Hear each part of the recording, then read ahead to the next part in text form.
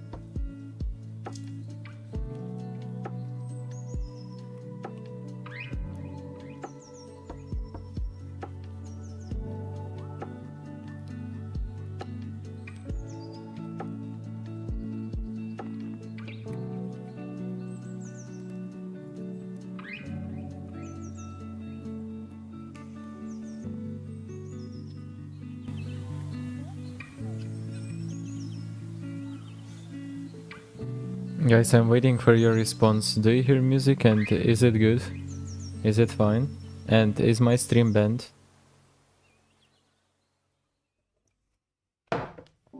Aliva, hello.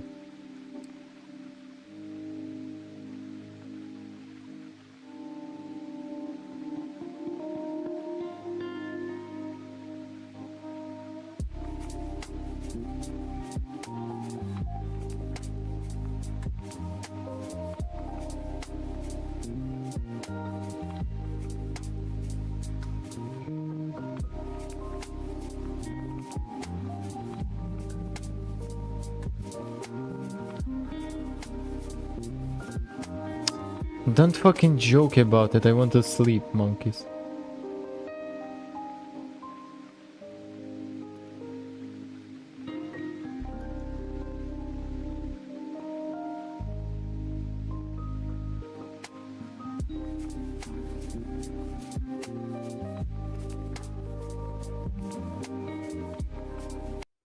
Okay, I can see that. There's gonna be one more game on Snapdragon, by the way. Everybody wants to have my life, 'cause this is my life. Yeah, this is my life. I know you want my life. I know you want it. I know you want it. But this is my life.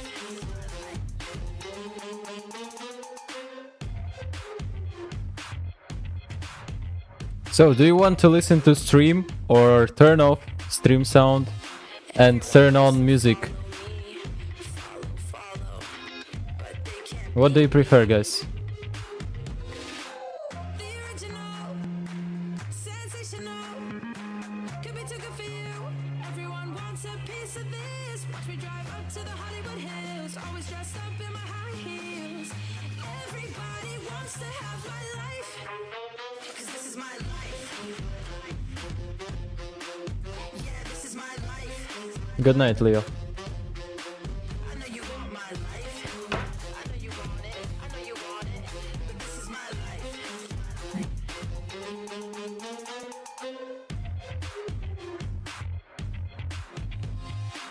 Wanna move like I move. Wanna step in my shoes. Gonna need to bring your A game if you step in my lane. 'Cause this is my life.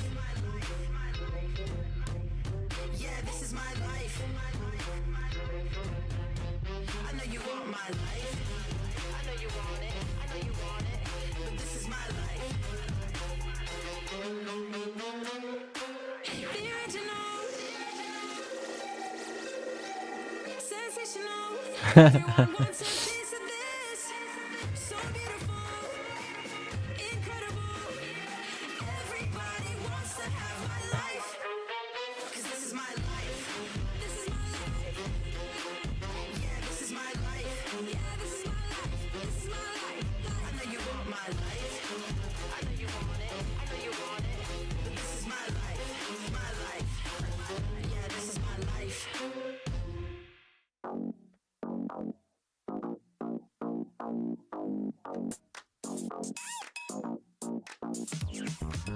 Cutie, dressed up and I'm glistening. I'm the gift, don't wrap me like it's Christmas. Want some yours, you'll know what you've been missing. Feeling like we should get into mischief. Listen, you've been looking like you're down on your luck. Need a girl like me to come through, lift you up. Hold me in your hand, I like when you touch me. Keep me around or you might get lucky.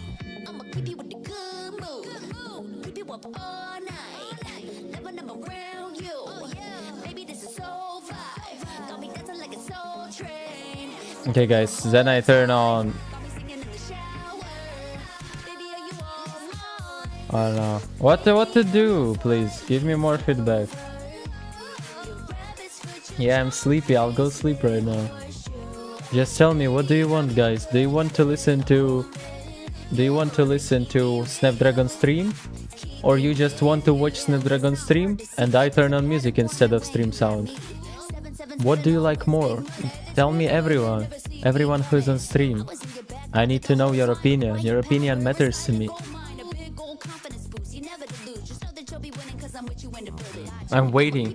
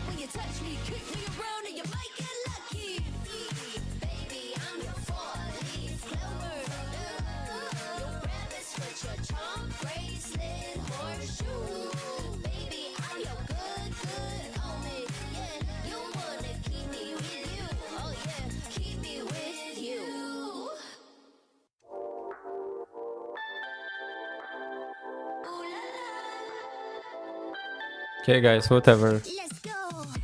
I'll leave right now. Stream. Listen to stream right now. When I wake up, I will turn off stream, okay? Speed up, make that thing rough. Snapdragon moderators are on you guys. You are responsible for making me a good streamer. You like stream, you tell I'm good streamer, or I will be fired. I be living for the thrill of it. Whoa, whoa. I hear you like to gamble. Let's take the road, let's travel. No, I'm a lot to handle, but I wanna go fast with you. Think we could go the distance, although I know we're different. Together we both fit it, so I wanna go fast with you. Put it in motion, baby, we're going The Snapdragon Pro Series is brought to you by Snapdragon Elite Gaming and DHL. And the challenge finals for Snapdragon Pro Series for EU, MENA, and Turkey is brought to you by Liz, Private, and UA. Oh man, an exciting matches that we've had so far, keeping us eyes appealed to the screen. So many different things going on, even little things like a Hellcurt pickup there as well. Moving these teams forward, showing that they are pulling out all the stops here. But up next, finally, it's going to be the match where we say goodbye to one of these hard-fought teams. Yeah, this is going to be Birthrights versus Team Falcon. Two different regions, Birthright from the EU side and Team Falcons from the MENA side. So this is going to be a tough series. We've had some of these before, but this one is definitely going to hurt a lot more than taking a loss earlier. Yeah, and look at the team head-to-head. It does seem like Team Falcons has an advantage in every aspect. Average EPM is pretty much the same, but still average kills and average damage dealt is favoring Team Falcons. And now with the heroes, most picked Badon from Birthright is something that we saw a lot throughout this series. So we grew to love Badon. Hayabusa is picked a lot from the side of Birthright. And then for Team Falcons, the most picked is actually Hylos. You guys mentioned about Hylos in the first series today, right? Yeah, Hylos has been a big factor for a lot of these engagements. We've seen it try to be countered out by the Cho. It's the Cho for me has been like kind of 50-50 when it comes to kind of countering out the Hylos as well. It comes along with a lot of player style, needs to be able to kind of have that skill level to take it, and then it kind of comes on with the enemy hero composition too as well. Hylos still remains one of those just sure pickups when it comes to the roam. It's nice to be able to kind of blind that one in as we take a look at Falcons most picked bans. Yeah, this is interesting because Team Falcons actually opts to get the Badang being banned out against them the most. And you also have Birthright, who is extremely good at the Badang. So a high priority pick coming out from both these teams. Expect things like the Hylos, the Granger that has done so well, even the Soyu to kind of show up early on in the draft. And it seems like, you know, the Lu Yi, the Zushin, it's quite standard. No team's really letting those things go. Yeah, and it does seem like Team Falcons ban out the Hayabusa a lot, and that's one of the prio-picked heroes for Team Birthright. So we'll have to see how it plays out on the battlefield. Now, predictions. I'm curious to see what our casters predicted. The road to MOBA Masters. Well, Birthright, you see happy faces for me and Private there. And for Team Falcons, we have UA and Weezy. I can't get over how Weezy sticker look. But yeah, once again, me and Private supporting Birthright. I mean, I think they got what it takes to see if they can pull through. What about Private? Yeah, I definitely. My big thing has been onto Birthright. I like kind of going with those teams that have a lot of room that they can grow with, and I'm hoping that they can bounce back from that loss, especially against a team. It's nothing to scoff at facing a team like Incendio Supremacy, which has such history here on the international national and on the international stage. But are you going to be able to take that bounce back, especially against a team like Team Falcons? You know, for me, Team Falcons definitely have shown that they are considered one of the top dogs in this league. And even with a loss against Papara SuperMassive, it's going to set them back a little bit. And I think this is where they're going to tighten up, make sure the screws are not loose, and just, you know, continue and try to prevail in this matchup. Team Falcon does start with the XP, Alpha, Kenji in the jungle, Smiles in the mid lane, Super in the roam, and Koba in the gold lane. Yeah, we do get to see. I love how you mentioned screw in the screws, make sure no screw is loose. I like it. I hope that is indeed the case for the next series. Both of these teams are representing their respective regions, and today one of these teams will have to go home. And casters, take us into the game to find out who that team will be. Who it is the end of the night and the end of the road for one of these teams. You know, it's been a lot of ups and downs for these teams, and they have put everything they have to get to this point. But one more hurdle awaits. The winner gonna get themselves a seat at the Mobile Masters. Yeah, I mean, this is a journey coming out from both these teams. It's a very big international tournament, and both teams, you know, definitely want to be able to go through. Birthright, unfortunately, yes, fell short. Incendio was able to sweep them 3-0, and you know, at some point, some of the drafts, it felt like they had some things going for them. It just never really worked out in their favor, and unfortunately, we did not get to see Team Falcons match. But just judging off of how Papara did, all of these teams are really just dead even. This match, I believe Birthright should be able to stand up against Team Falcon, where Team Falcon was kind of the team that I was looking out for personally. I thought Team Falcon was just going to sweep through. They did such a good job in the group stages in the last SPS, and I thought the momentum was going to follow forward. Falling a little bit short, I do want to see how Team Falcon picks themselves back up to get the momentum that they're potentially looking for. For me, for Birthright to be successful, there's a shopping, I don't want to say a shopping list, but there's a small list of things that need to go right. One of them needs to be those lane matchups need to be won. We can't just give away things willy-nilly. We have to respect what these guys are good on and what we can do into those lanes. Second thing is we need to be able to kind of control the early game. I cannot say it enough, this plan of just kind of starting at the mid game, starting at the late game. We're too far into the series. These teams are too good to depend on mistakes. You have to enforce your will from the beginning of the game, control the matchup, and not depend on being able to turn it away or steal it from the opposing team. Yeah, and Birthrights definitely have to tidy up with the drafts here. Standards across the board, though. Matilda, Phoveus, Zushin, and Fanny. Both teams not letting either one of these heroes go across. They've definitely been watching the previous matches, so they kind of know what's going on through some of these drafts so far. However, this alpha ban, it might just be maybe Kenji's preferred hero, because we don't really see it getting taken out so often. Yeah, it definitely does mean that the Soyu Prio is going to be available. Now, I think it's going to be something like a Granger Joy trade, and then the Hylos is going to be that cherry on top, right? One team gets the Joy or one team gets the Granger, and then Hylos paired up with that. And no, the priority actually has shifted. Birthrights decided to go for a very, I want to say, neutral pick. it's kind of like I'm showing my cards. I'm okay with you choosing whatever joy and I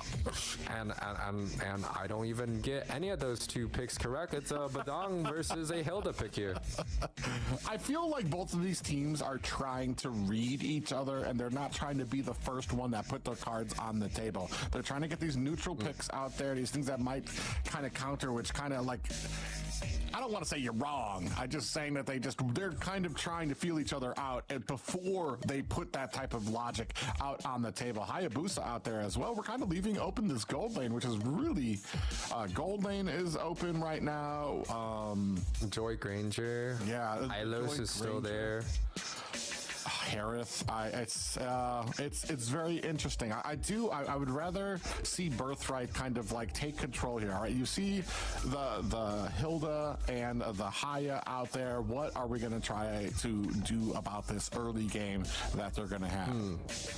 I think taking the Harith away would be a possible answer, because if you give a magic, a gold, and a physical jungle, it's hard to deal with, right? That's mixed damage. And now you're giving the opportunity for Team Falcon to be able to pick up that Harith. However, Birthrights, they don't even go for the joy. It seems like with 3 jungle bans and the 4th one being taken off the board, that they're not really scared of not having a joy. The Gatakaja gets picked up early here. We saw Alien do so well with setting up some of the great AOGs that, you know, turn things around for the side of Incendio. I wonder this time around if it's going to be my lobby onto it, or if Mark is going to be the one that holds onto the AOG. Still waiting on that last pick from Team Falcons. And that kind of throws us out. We're going to go with the Irithel. Now, while Irithel, the term soft counter is used a lot because it's not exactly like super duper winning lane. It's just something that can kind of hold Granger at bay so that he's not just kind of steamrolling his way through that. I feel like you still need a front line. You still need something to be able to kind of keep the enemy at bay while you're launching off these these heavy crossbow shots into their vicinity. So, and that is something that we don't exactly have just yet on the side of Team Falcons as we're moving into the second banning phase. You know, I think Birthright can set up for something, especially with not much damage junglers available. Maybe they could look for like a Fredrin Sicilian, where they set up 2 cores in the mid and in the gold position, and then they got that 3 CC front lines available, right? I think that's interesting. Team Falcon, on the other hand, do lack quite heavily on that mage department, but I think both teams don't really want to take out too many mages here, just because both still are lacking quite heavily on that magic damage. But Birthright is, I want to say, kind of out of options in that jungle position. Maybe they bring that Lucas in the jungle that we've seen once in a while. I was actually thinking about that too, since Lucas hasn't been banned out here. I was wondering if we were going to see him there. He can't close the distance on something like an Irithel. It does a great job of that onto the back line here, especially because we've already got our roam picked out, already potentially got our EXP picked out on the side of Birthright here. I'm kind of wondering if I think on the side of Team Falcons, what we're looking at, like a solid Valentin is taken off the board there, so just throws what I was gonna put out there. So the only thing that's kind of there's a few things that are kind of left. The Vexana, still Aurora as well. I think that kind of fits maybe a little bit better for the side of Team Falcons. Aurora there to kind of head off the engagement type style that we have from the side of Birthright. It really kind of comes into play because for me, it's the things I'm kind of looking at, especially for Birthright, because that's a match that we just watched and it's still kind of fresh in my mind. It's not just about the picks too. It's about that synergy and it's about playing them well within their power spikes and stuff like that. Not making these kind of lackadaisical rotations, especially against something like a Hilda and a Hayabusa, who right at the, and now a Khalid, which at these are a lot of early game potential for the side of Team Falcons. For me, Khalid is definitely a curveball. However, Team Falcon has been a team that has a lot of success with the Khalid, especially the MENA region. I think was the ones that were kind of like using the Khalid before even like the M series was happening. So it's definitely something comfortable for Team Falcons here, and I do like the Aurora being picked up by the side of Team Falcons too. I definitely agree. There's a lot of dive coming out from the Gato Kacha and the Badang, so definitely look to see if they're willing to slot that in. The Vexana that you mentioned does get picked up here, and something interesting. I did not think of this, however, I think it fits well with the current meta in the jungle. My only problem is it suffers from the same problems that a Hayabusa would with an enemy Hilda on the team, where you're definitely going to need to be babysat because Hilda can just run in there, and there's not going to be much that a Ling can do sans level 4 to be able to contend with that.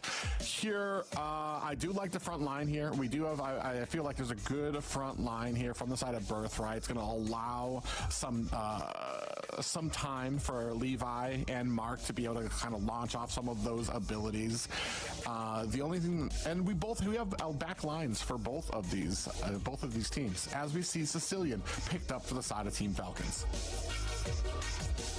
Yeah, Sicilian is a late game carry. As the only magic damage dealer on Team Falcon, it's a little bit of a risk. However, when you have early heroes, especially like invade heavy, like Khalid and Hilda, it really creates a lot of space that I think Sicilian needs to be able to operate quite well.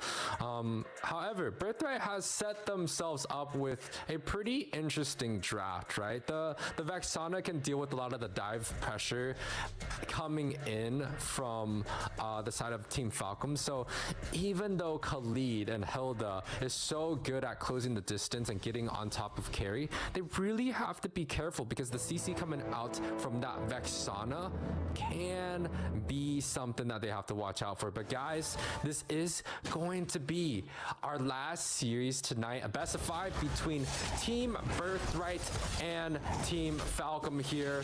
Whoever wins this will be moving on to the next SPS, and the losers do go home. Yeah, that's exactly right. It's not just about moving on in the tournament as the winner of the lower brackets. It is also about securing yourself a seat at the Mobile Masters. Both these teams have been fighting tooth and nail for since last year for a position here. We're going to see who has the snuff to take it. Kenji going to go ahead, clean pickup of that Lethal Wanderer there as well.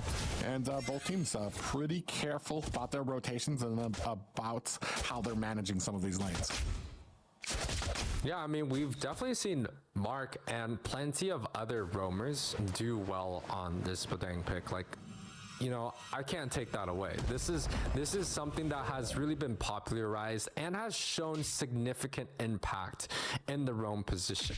Whether it's that flicker fish crack, or just having that wall to be able to stun enemies, or even finding pickoffs and just defending and dealing a good portion of damage early on. You know, the Badang has had a lot of impact. However, is this going to be a good enough pick as a first blind? We definitely have to see here. Bot side, there is Falcons gathering, looking to see if Wicked is going to bite and make a mistake, but they do end up backing off, you know, playing passive early on. I think both teams just looking to see what they could do in this in the very first objective. Oh, and already first invade coming in. Team Falcon's going to go ahead as we go ahead and exude that Tempest of Blades already. Fist crack is out, and the damage comes down onto Smiley, and that's going to be a first blood for Danny, allowing Levi the chance and the opportunity he needed to get the purple buff and possibly starts this next turtle. It does look like they're going to go ahead, distance themselves from that turtle. And a little bit of a turnaround as Team Falcons enter the jungle and Birthright immediately reply. Yeah, a misposition from Smiles here. The combination of the wall paired up with the taunt from the Gato Kacha and Danny's Terrify. It was just so much CC. Smile could not even pop the flicker here. However, the Link does not have ultimate, which gives Team Falcon a potential opportunity to really take this objective uncontested. Danny in trouble here, almost gets put down by Alpha. Does look like the turtle does go over to Team Falcons. A little bit of a mistime there from Birthright as they were not able to come before the turtle got taken there. And Alpha doing Hilda things here, just immediately becoming a presence for the side of Birthright that they have to deal with. They're going to try to take it down, but it doesn't look like they're going to be able to. They slow it down, trying to back up, and Alpha is taking down Levi. Birthright with 2 kills on the board right now. Yeah, a little back and forth come out from both of these teams, just testing the waters out. Team Falcon, unfortunately, on the worst end in terms of the kill. However, with the objective being taken, they do have a little bit of a cushion. Now, Birthrights, they do have some kills on top of that Ling, and when the Ling is able to get a little bit of a snowball, he becomes an issue. My Lobby also having a great time. Both kills actually having the assist of My Lobby, so he's going to be doing quite well in that XP position. Expect him to, you know, hold a lot of damage early on. My only question though is there's a lot of pressure being exuded from a Team Falcons right now onto that gold lane. It means detective, or it means that the Alpha on that XP lane is or not Alpha. The Rome is putting so much pressure onto that XP lane or onto that gold lane that he's not joining the fight. So you've got the babysit at the gold lane, and means that all of these fights are usually about a 4v3. Once he starts joining these fights, we're going to have a little bit of trouble there as Levi comes in with the Tempest of Blades, just narrowly gets away. Avatar the Guardian is out, but caught by Alpha on the back line, reads that perfectly and finds their first kill for Team Falcons. You know, that kill is great because it really fits well with what Team Falcon is trying to set themselves up with, right? They have these early aggressive damage dealing heroes, and they have 2 of them. So that means Team Falcons, they really have to find ways to get some kills. While Birthright, if they just kind of manage to survive onto that mid and late game, they have so much CC coming out from the Badang, coming out from that Gato Kacha, that they just have a lot of late game team fight options. And ooh, Fish Crack coming in. Yeah, Tempest of Blades is also laid out there as Alpha takes a heap of that damage. Mark in trouble there, is able to get away. Big pop-up lands onto Super and Alpha. Wicked finds the finishing blow there while Kova comes for the back up, gets caught with a little bit of a taunt. Is that going to be enough? They do find a kill onto Koba, and just like that, Birthright at a commanding 5-1 lead over Team Falcons. Commanding lead does get a lot of the small skirmishes in their favor, but they still cannot find a way to pull away in terms of that gold lead. Team Falcon still holding on to dear life. A little bit of a shift in terms of the gold lead, but again, it's still even across the board. Birthright is able to find some wins in some skirmishes, and I think this is going to be a big issue for Team Falcon. When you bring in something like a Hilda or like a Khalid, you're expecting to win the early game, and it's already looking quite gray for the Birds here. The only issue I find right now is the side that the fact that Team Falcons 1 kill on their side, but 2 towers, so they're able to transition into better objective, better map presence, and especially if they're able to get this mid tower down too, that's going to open up the map and really kind of put the chokehold onto Birthright, because it seals off a lot of areas that they can try to run away to. Now they're going to go ahead and attack big. Avatar the Guardian lands down as the Sandstorm comes out from Super defensively to get himself out of harm's way. Still a 5-1 game, but I would love to see more objective focus, more transitions into towers or turtles for the rest of this match. Yeah, and you know, you could really see the aggressiveness coming out from the side of Team Falcons. They are the one that's being down in kills, but they're the ones that are actually kind of like initiating some of these fights. They're putting some of their front lines in kind of a dangerous position, and the Flicker Fishcraft gets on top of Kenji. He does use Shadow Kill, but does get taken off the board here. That's another kill Miron, for the iди side of nahуй, Birthright, and если this бы. time it's a very high нахуй. priority target. Yeah, Kenji is down, but it's going to allow Levi some time up at the top. But meanwhile, at the bottom, a little bit of a skirmish going on there as well. Koba is trying to get out of there as Alpha fighting off two members. Mark gets taken down, but My Lobby finds the finishing blow there as well. Super in trouble, not able to help Alpha. Now an 8-2 games with the pressure of the top tower that was taken by Levi in the meantime. Yeah, this is where I would say Team Falcon is definitely looking at the game and being like, yeah, this is a little bit of a trouble, right? My Lobby 1-0-7. You don't really see any XPs having 100% kill participation at 8 minutes in, but My Lobby does a great job not only rotating across the map but being able to defend his lane quite well. Now he has a presence in, you know, essentially all the whole entire team fights. Team Falcons here looking, he gets They put Smiles into a coma after he came out of that bush. Just CC after CC after CC. In comes the quad shadows. Kenji comes in looking for the shadow kill. Lands onto Mark, not able to finish the job. Is going to have to quad shadow his way past them. It's 2 safety. First Lord out on the bench right now. 1 tower for the side of Birthright, 2 for the side of Team Falcons. And that bottom one looking to be on its last leg. Yeah, and it's interesting. Team Falcon forced 3 back from Birthrights, but did not even attempt on the objective. Maybe they just don't want to risk it, right? Birthright still has the upper edge in terms of the gold lead and has the upper edge in terms of small skirmishes and team fights. And then, you know, if you look at the big picture, Birthright also has the ability to create good, big 5 versus 5 team fights. They have the Badong, they have the Gato Kacha, and we saw great knockup so far from Danny. So Team Falcons, they're kind of in a pickle situation right here where it's just not great for them to have good 5 versus 5 team fights. But in terms of pickoffs, they're not finding options there either.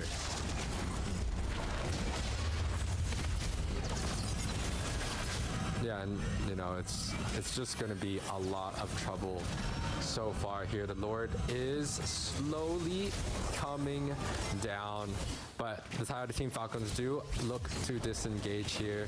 Birthrights looking to engage. Mark tries to get a fish crack open, but he does have to disengage. My Lobby chunked quite low underneath the tower, does get taken off the board himself. A little bit of an over aggressive move, but Team Falcon looking to close even more. The Raging Sandstorm paired up with the Flicker, picks off 2 members, and the Hilda Alpha finds the shutdown on Birthright. This is exactly what Team Falcon is looking for. They need to find these kills here and there, and it should be able to translate into objective. They're putting a lot more pressure onto the Ling, but the Hilda gets taken off the board here. Yeah, Alpha's taken down there at the purple buff, but this is going to allow the time that they need to be able to pick up this first Lord. Now you're going to have that kind of crashing down, and especially with the pressure that they were able to mount onto these towers, it's going to be a hard thing to reckon with here. It's only 5 kills for the side of Team Falcons, but they've used this time that they've had so efficiently. So 3 towers right now. Actually, 1, 2, 3, 4 towers. Sorry, my math is awful today. 4 towers for the side of Team Falcons. So they've just been so efficient with the small kills that they have to be able to kind of create some of the progress here. And this is going to be the 5th one. Almost down to high grounds, especially with Birthright, who was having, I want to say, a very positive game. The problem is, as we've talked about before, it's not just about the kills, but about what you can transition some of those into. Big pop-up lands up there. Danny in trouble there. Mark finds a kill onto Kenji, and Alpha is down as well. Levi able to find a kill onto Smile. Koba in trouble. Taps the blades. Able to finish that one off as well. Super in a bad way between 3 members of a Birthright, and just like that, able to turn this around. A 14 and a 15-6 game right now for Birthright. But as you take a look at the gold, only a 725 gold lead. Hey, the gold lead doesn't always tell the full story here. Birthright able to clean and sweep here. Again, it seems like their advantages, they're able to find out winning situations in a lot of these trades, right? Like they could find some small skirmishes, they could get onto the backside. Seems like they have a much better plan in terms of just finding and setting up a good team fight. However, Team Falcon, again, you mentioned it, it seems like their macro is on point. They're able to find trades even with losing members here and there. They're able to get some trades on the opposite side of the map. Look at the side towers, which I would argue is way much more important than the mid tower. The sides inhibitors are almost down. They're literally just hanging on to the edge of their life. Just one wave and it's going to be gone. And Team Falcons has done a great job in controlling the macro. Birthrights here, even if they're winning team fights, if they cannot take care of the macro situation, it might be kind of tough for them to defend. Yeah, and right now what I'm looking for Birthright to do here is not to answer, not to reply, not to try to counter a fight from Team Falcons. They need to make something happen themselves. They need to be the initiator, the instigator, the person that is setting the tone for some of these, because I'm seeing them start to fall into these traps where they are waiting to answer. They're waiting to reply to Team Falcons, and you're giving them the advantage. I want to start seeing them start taking some of these lords as well. Find an opportunity that they need. Doing a good job right now, as you can see Levi on the opposite end of the map trying to clear out, doing things that Ling is supposed to do with this clearing speed that he has and his amazing ability to use that Finch pose to get around the map. You're correct. Ling doing Ling things, gonna be able to split across the map with no problem. Has the ability to just jump back into the team fight, but the flicker from Koba picks off the backside. That's a high priority target. That is the one you are looking for. Yeah, and with Wicked down, I'm not sure what you're gonna be able to do. This is gonna be another Lord for the side of Team Falcons. My lobby over there gonna try to get some information, but there's very little that he's gonna be able to do. In fact, he might have put himself in harm's way here. He's gonna get caught there by a super, but Danny there to enable the escape. Mark and the rest of the team trying to help out to get this purple buff for the side of for Levi here, for the side of Birthright. But now you have another Lord from Team Falcons coming, and like we said before, I love that they're able to turn around these fights, and Team Falcons need to be on their P's and Q's when it goes to this next push. However, how many Lords are you going to allow Team Falcons to have before you're able to take control of this game, able to get a Lord of yourself? And then at what point is Team Falcons going to actually be able to have a successful push? I will say this though. Team Falcon is going to have to fight kind of wonky. They want to make sure a lot of CC goes on to Alpha and they get a great Flicker Raging Sandstorm. That's the key to their success. And if they're able to get like a 2-3 man Raging Sandstorm onto the backside with the Flicker, then I think they're going to win. But it's going to be a hard... A nice little takedown there. They got the taunt onto the Hayabusa, and then we're able to take him down. We do have the Winter Crown. Tempest Blades is going to help Levi get himself to safety. Into the flicker into the background. Mark able to find the kill on Takoba. Is it going to be another? Trying to turn it around. Super in a bad way here is trying to make his escape, but the value that they are getting out of this Badang pickup here is can basically be counted here. Birthright now pushing their way to the core. Not able to do much. They're going to go ahead and start focusing on some of these side towers. You know, it's great that Team Falcon is, you know, so strong in terms of the macro in this match so far. But Birthright's ability to team fight is just outshining Team Falcon's macro. When it comes down to a point where, you know, Team Birthright isn't even worried about macro anymore. They're just like, we're going to group up as 5 and we're just going to siege and just fight you to death. And they're able to do so quite well. They get the pickoffs that they're looking for. And it's like somewhat transitioning running into a decent map pressure. However, Team Falcons still with 2 inhibitors down from both of the sides. These are high value inhibitors. It means that Team Falcon is going to have kind of the whole map to play around. They're going to have 2 lanes that are pushing automatically in their favor. It technically should translate into a Lord. It's just that it is a Ling Levi that they have to deal with. And Ling is, you know, so good at rotating across the map, dealing with split pressure, creating split pressure on their own, and is good in terms of getting onto the backside onto Smiles, right? So Team Falcons win condition, rely on some of the macro opportunities, maybe split Birthright across, and making sure that they could possibly find a good pick off with the macro advantage that they have in Birthrights. They just have to be able to pick off the right targets when it comes down to a big team fight, because that's just their biggest advantage so far. Yeah, and I want to say with something that you brought up, it seems like it is a typical micro versus macro type of game here, where Birthright really has the ability to outplay, to get those little nuances when it comes to the team fights or even the 1v1s. But when it comes to overall map pressure, Team Falcons really have the advantage for that. It's just that when it comes to some of the other games, Birthright have just really been able to bully their way ahead.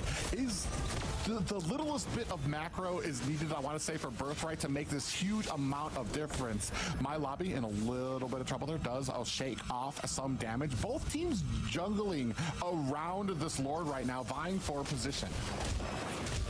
You know, late game wise, Team Falcon does not have the frontline set up, I think. However, they do have the damage dealers. Arythal, Sicilian, I think 2 range supreme over something like a Granger and a Vexon, right? So I think there's advantages there so far, but the sets coming out from Birthright might be a little hard here. My lobby goes and he, Kenji in a little bit of trouble there, gets a lot of damage put on him. Alpha in trouble as well. They do have Team Falcons on the run right now, pushing them away. And are they going to be able to use this? There's a problem here, and this is just the case in point for Birthright. They win these fights, they're able to push Team Falcons away, but never in a position to really get the authority on these objectives.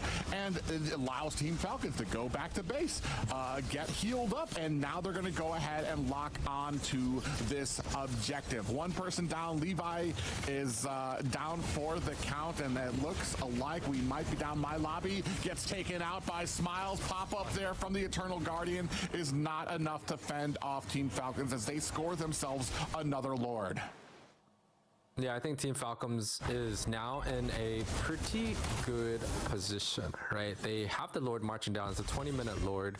They have the Sicilian and Arythal backed up from it. And surprisingly enough, they're having enough damage where they could really burst down the Ling without too much CC. So Team Falcons have built a composition that does rely on their late games to go late, and it is a late game. So, you know, they're having a great time here. Yeah, Kenji from the side all the way at the bottom comes in with the quad shadow, looking for an opportunity. Wicked trying to stay wary of it. Oh, we do have the Super does find a kill on to Danny. We have the Winter Crown as well out there. More damage going on to the core quad shadow, and oh, that was a lot of damage that just went onto the core. Team Falcons score the first victory in this trade against their opponents. Macro versus micro. Team Falcon coming out ahead, trading kills for real estate here. You know, I think it's actually extremely smart, right?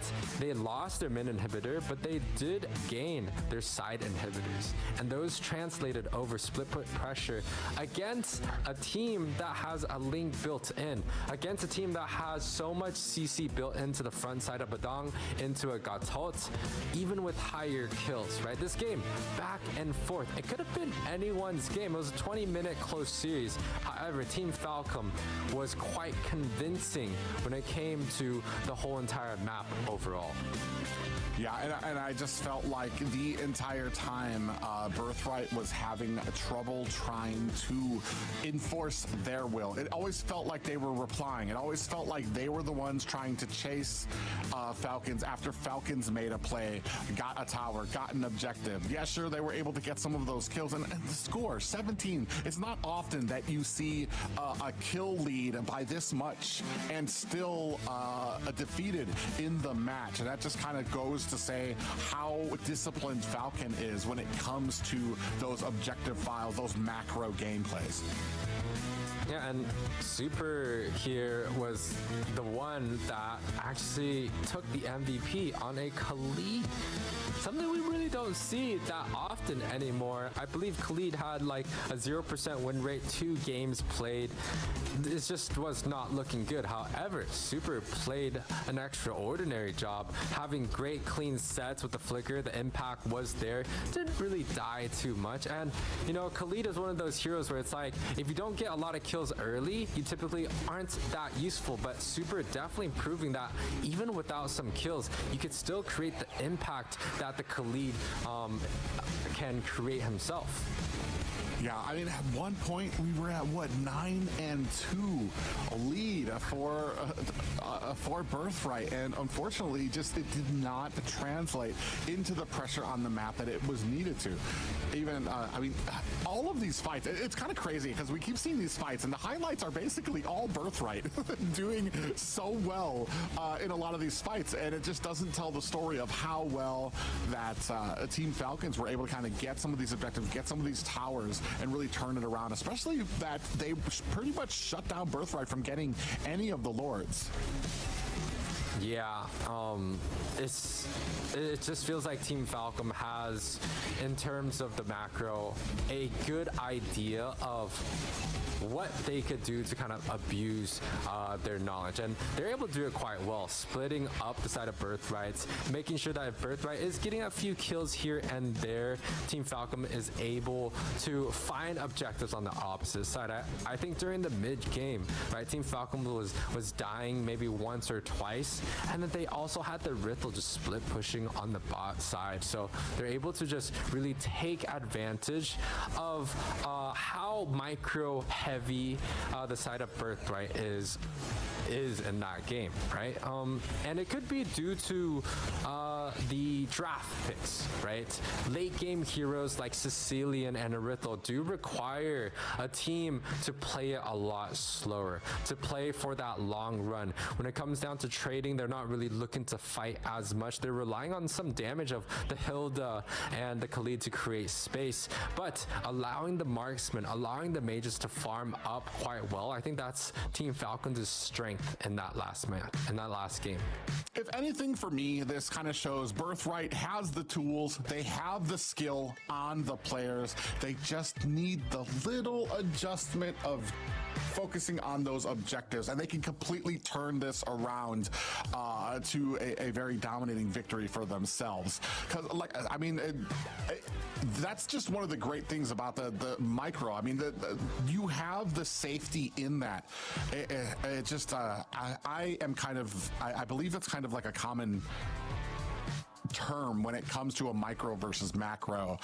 If you're talking about two even teams when it comes to micro and macro, macro's going to win 90% of the time, just because eventually you're going to be able to overwhelm the raw skill level that a player can bring if the entire map is beginning to close in around them. I feel like Birthright, they have the skill, they have what it takes. They're just going to need that little adjustment to bring this fight towards the Falcons. Well, 1-1 private. Falcons did take the lead early on in this series so far. We are gonna be jumping into game number 2 eventually.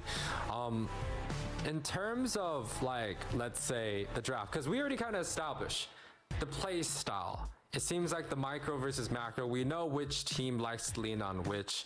And, you know, when it comes to Birthrights, they just kind of have to maybe open up their vision a little bit more, making sure that they're not losing these objectives over 1 or 2 kills, right? And in terms of their team fight, it seems like they have what it takes. It's just, you know, they're missing those tower pushes, those split pushes, those pressure on the opposite side of map to pull apart Team Falcon. Versus Falcon has a good idea. It's like they're willing to sacrifice a couple units early on to make sure that they have the time and space they need to create some advantage. Where does Team Birthright go from here if we're, you know, talking about like their draft? Right, what can they draft that orients them more into that macro sense rather than being so focused on the micro? Well, and that's kind of the thing. That's why I'm saying, like, I don't. That's why I'm saying it's a tiny adjustment. Is if the problem is just macro, is it a problem with the draft, or is it a problem? Yes, you were able to get successful fights. Yes, you were able to get successful kills. So then we can just use this same draft. It all depends on the timing of those kills, the placement of those kills. We don't need the kills at the opening seconds as somebody's just rotating up the top. We need the kills up at the top so that we can push onto that tower. We need the kills right before the turtle objective.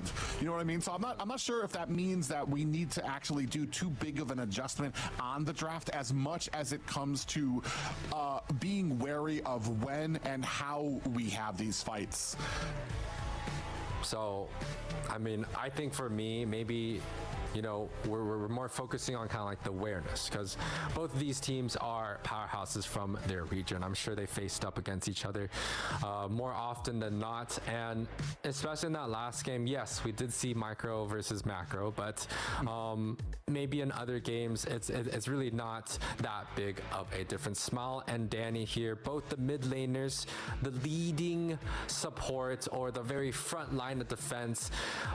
In terms of the early rotation, I like to say it belongs to the mid and the roamers, and these are two great examples of two good players going down at mid trying to clash. It depends on, sometimes it could be the heroes that they're playing, it could be the draft, it could be even their roamers position, right? But it's extremely important that both these teams look to prioritize their mid and their roam combination. If they have a winning matchup, it means earlier rotations into the gold, earlier rotations into the enemy jungle, better vision for bushes and stuff, right? And all those teams add up and lead them into a more smooth sailing early game that can lead them typically to success. An interesting thing too with Birthright has been, I feel like their early prioritization can sometimes leave me scratching my head for some of the picks that they like to go with. They have, and that's why it's like, it's almost like playing with a handicap, you know what I mean? Because like when we watch how good they do with some of the picks that I'm not really liking, but they're still mildly successful with it. I'm like, man, imagine if they had gone with a Granger, or imagine if they had gone with something or they had gotten the Lucas, or they had gotten the Hayabusa, or something that has that priority. You know what I mean? It's almost like, you know, and that's what I mean by playing with a handicap, where they're almost kind of like the draft sometimes almost kind of leave it to where like, all right, you guys are gonna have like an uphill battle here. They still do all right, but it's like those little narrow margins that they lose by. Yeah, I mean, I think you pointed out something quite good in their last game. It was, for me, it was that joy not being picked up in the first phase, getting like 3-4 junglers being banned out, and it's like, you know, yeah, we're gonna play with the Ling. It worked out. It had a lot of potential pickoffs onto the backside, but in terms of the handicap, I think you're correct. The Ling, it didn't win them the game. Maybe the Joy could have been an interesting option, right? And the Joy has been proven to be a lot of success. Now, game number 2, we have the Louis, Badang, and the Fanny being taken off the board. Matilda, Soyu, and the Zushin. So in game number 1, the alpha was taken off potentially. Team Falcon, Birthright was the one that banned the alpha against Kenji, I believe. So that might be a priority. There's the Granger Harith, which it seems like not many teams are really looking to pick for. That's a early alpha. Birthright denying that pick away from Falcons. Yeah, they obviously really feel like the alpha is a prime pickup for the Tide of Team Falcons. I'm not gonna lie, I don't put alpha as this high pick in my head as far as like the jungle prioritization, especially when I don't know. I almost feel like I can contradict myself sometimes here, because I'll talk about assassins and how they have trouble holding objectives when it comes to fighters here. And Alpha is one of the prime ones there that can hold an objective, whereas other assassins need to pick and choose the times and opportunities when they're going to try to come in. Here, again, we're going to go ahead and pick up the Hylos. I'm assuming we might be going on the other side, probably going to pick up a marksman here, and then looking for the banouts. Yeah, I think a marksman could be an option. If you go for the Granger, there's the Dreadnought counter, since the Birthright has a lot of tanky units. So they do go for the Harith instead. That's, a lot of dashes.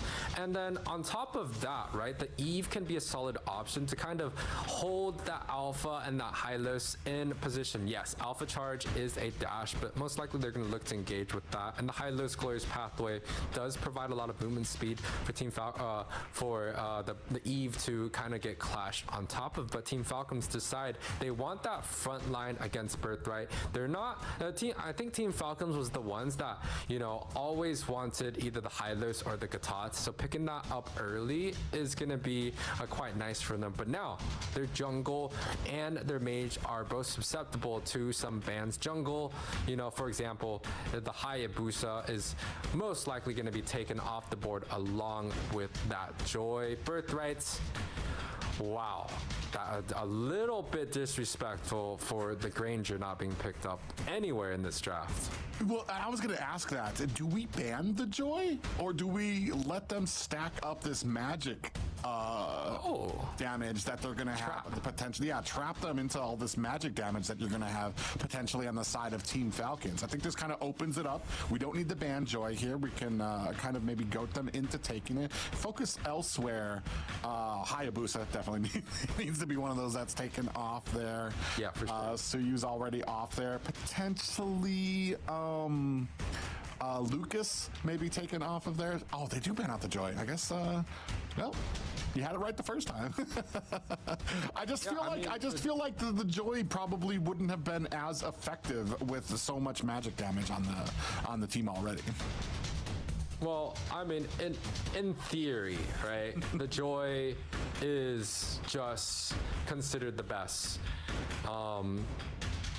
In that same tier as the Suyu, as the Alpha, and as the Hayabusa, right? Those are kind of like the big 4 stars. You pair up with the Fanny, those are the big 5s in the jungle regardless. And now it kind of goes into a separate tier list of not really being used, not like just a lot more niche, right? If we're looking at some of the assassins, Lancelot can come into mind. We saw the Ling perform in the last game. However, Birthright, by taking off the Joy, 1, 2, 3, 4, does it leave open? I don't think it leaves open any more junglers that are on top of that tier list. Yeah, I think Team Falcons, they might, I don't know whether, Lucas? Yeah, Lucas is still out there. But we haven't seen, I want to say we've kind of had a huge lack of the jungle Lucases so far here. And I'm not sure if it's something that EU and MENA really feel as comfortable with. He is pretty much top tier for a lot of people. Heck, you see him use the heck out of it in rank. People mostly feel more comfortable with him in that XP lane as well. Beatrix picked up. Oh, I mean, it's better than what I thought might have happened. Is they were going to go for the carry to try to counter out the Harith, so which didn't really play too well in Birthright's first series. So Beatrix, I like it a lot better. They've got a lot of clear, and especially when it comes to potentially having Birthright on the back foot, trying to defend. You've got an amazing amount of clear here with Beatrix and Cecilian. Yeah, I mean, I definitely agree that Beatrix has the opportunity. I'm just a little bit scared when it comes to the Beatrix Gato Kacha matchup because it feels like the Gato is just gonna walk through it. But that's the problem for Wicked. He's done a great job on a lot of different marksmen so far. Team Falcon coming out with a Nolan pick up for their physical damage. It does have the ability to clear the jungle fast, has ability to do objectives fast, but that's a lot of CC and frontline that he has to get through, right? You talk about early game, the glorious pathway, the alpha charge. It's not something you really want to meet straight up. And in terms of the late game, yes, getting on top of the Sicilian is the correct decision. However, if you don't get that 100-0 burst, the Sicilian's gonna eat you with that bat feast later on. Well, yeah, and especially the reason for me that Nolan has kind of fallen off is he's so dependent on that early game. Not just to hold them at bay, but you have to be amazingly successful. Get that ball rolling with him so that he's ahead and he's able to get to 0 to 100 people right away. Without that, he kind of loses his purpose on the team. Like a Hilda, if you're behind, it's very hard. Once the cooldowns start coming down, once the CC is out there, he's going to have a rough time trying to find those pickoffs, especially once the laning phase is over and you've got a grouped team that you're dealing with. You know, minus the Nolan, I think Team Falcon have set themselves up with quite a good success. We've been seeing Phoveus get banned, get played, lose game, win games. And when Phoveus is winning, like, it's tough to deal with. It's like 1 versus 3, don't care, I'm going in. When he's losing, it is still a little bit tough. Like, he could still jump around. So, you know, I think Team Falcons is going to have a pretty decent time in this matchup as we head into the Land of Dawn, game number 2 between Team Falcon and Birthrights. Falcon, the Eagles, are up 1-0 in this best of 5s, looking to potentially close out this series. Yeah, and the one thing too here is I was kind of looking, they also have the Hylos on Birthright, which if Phoveus dives into the back line, my lobby has an opportunity to really separate Phoveus from the rest of his team. Alpha, you can throw down that glorious pathway. It makes it almost impossible for Team Falcons to be able to follow up. It's just going to come down to timing when it comes to some of these team fights, but we still need to be wary. Oh, was Kenji able to get that? Ooh. I'm actually not sure who got that gold crab. Yeah, Kenji was able to pick that up. Is going to get that happy level 4 himself. Levi did use his retribution onto the cabbage, so he's still going to have a little bit more time before he finds that level 4. This is kind of the advantage of a Nolan. He's just extremely fast in the jungle, is agile, and has some impact and mobility to be able to deal with a lot. But Koba, top side here, pops the flicker early on. And I always talk about how the flickers early on, it does mean that there's going to be potential for people to just gank you. They're taking away an escape that is, you know, the get out of the jail free card. And Birthright is going to be one up in terms of that department. However, seems like all is good so far. Yeah, so far there are a lot of rotations here, a lot of reads, and a lot of information going out. Great job by the roamers, so that since some of these ganks are pretty much read out right away. We're going to start with some pressure down at the bottom, potentially to set up this first turtle fight. As you see Smile and Alpha kind of hiding out around. Damage comes down onto Mark, keeping that information as Danny kind of hides out in the bush. Levi from the side is going to go ahead and pick up his purple buff before they start on this turtle. I will say though, off map, it seems like Wicked is having a great time in that gold lane. I know at some point Koba is going to have the unlimited dashes, but before that, Turtle, 50%. Ooh, nice glorious pathway to go ahead and split up the team. Kenji still able to pick up the Turtle as out comes the Bats Feast. Alpha trying to come down with that demonic force, taken very low. Danny finds the kill on his own there. First blood going over to Birthright, but the first Turtle goes to Team Falcons. I just want to say that the AOGs now, ooh, solo kill. Talk about Koba, full health solo kill, and that's the dangerous thing about the Harith. You grab that 2 items, you grab the 3, right? You get your cooldowns available. I think it's 20 to 25%, and you're just, you know, on a good one. You could just dance around, get the cha-cha in, unlimited damage, unlimited dash, and it's a headache to deal with, and that's the reason why people don't want to go up against the Harith. But the AOG nowadays, like, it's so significant. Yeah, look at Koba. It's not even fair. It gets like unlimited dashes, just free refreshes on that top side. Yeah, and it's crazy because you don't even need a whole item. All you really need is like Azure Blade and like magic pages, and that gives you like the 20% cooldown you need to be able to spam that out right as soon as you get level 4. And really surprised the heck out of Wicked, who before that was having a pretty decent game in that lane. Now we're gonna go ahead, and we do have a fracture coming out there. Kenji in trouble, gonna use that dash, cornered by the glorious pathway, but securing an escape for their teammates. Smiles drops down the Eternal Guardian to fend off the rest of Birthright.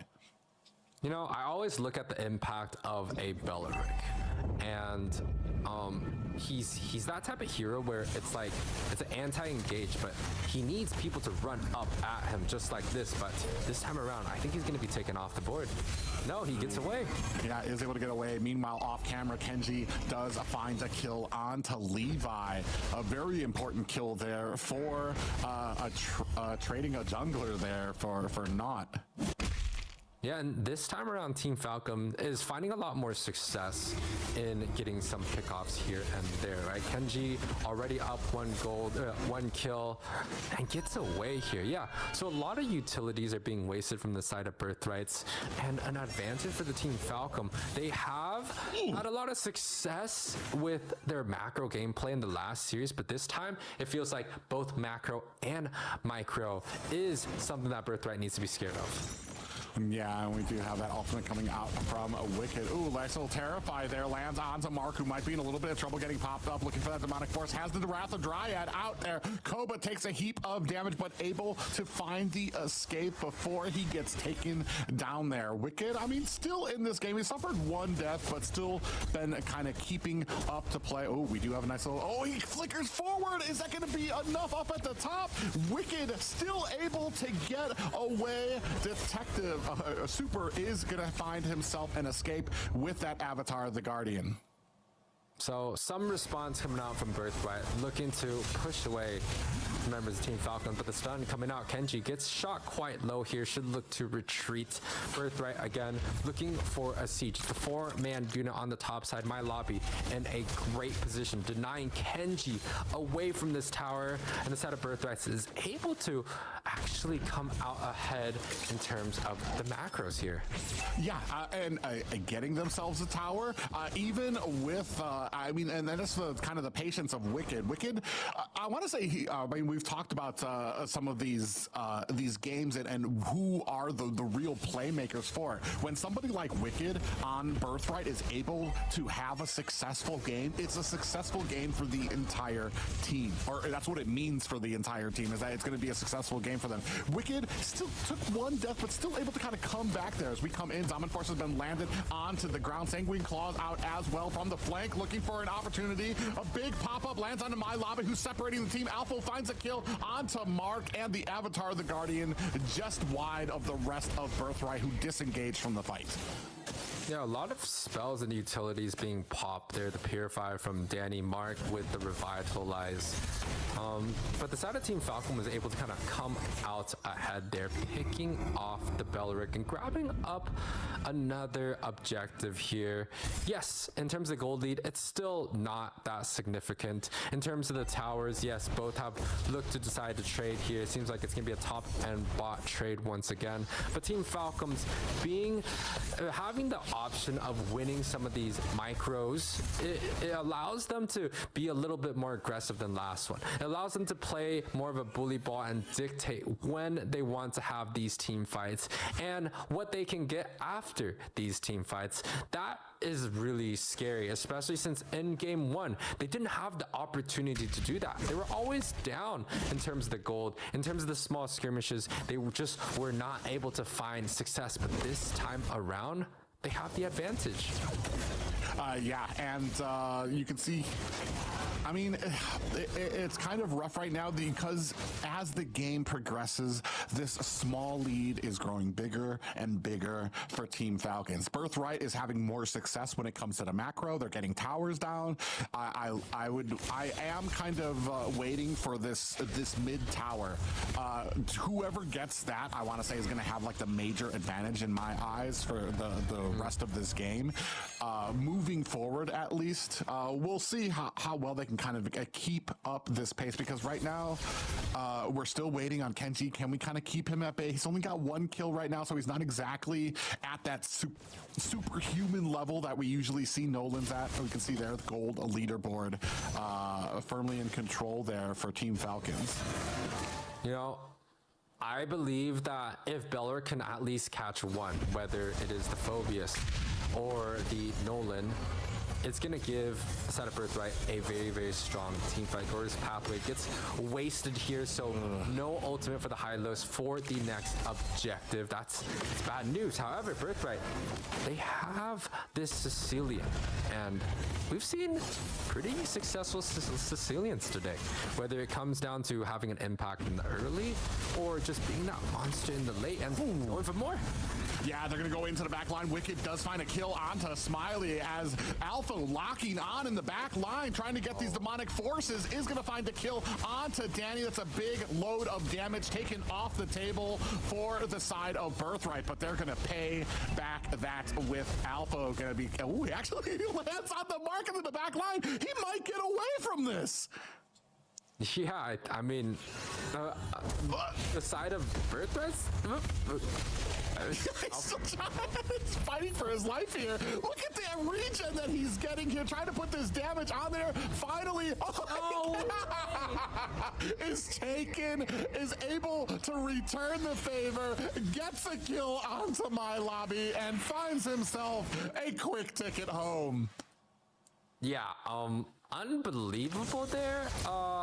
Interesting decision making by the side of Birthright. Yes, they get the objective, but they lose my lobby, which as a Glorious Pathway Hylos, like, that's a big member. The side Team Falcons decides, yes, they did get the Lord, but now they just clear completely for free. I think it's a mistake from the side of Birthrights to be able to do that. They should clean things up with Alpha, making sure that it's a 3-1 and it's a 2-1-1 Phobius at that point in time. Take care of that business and move on to the next one together.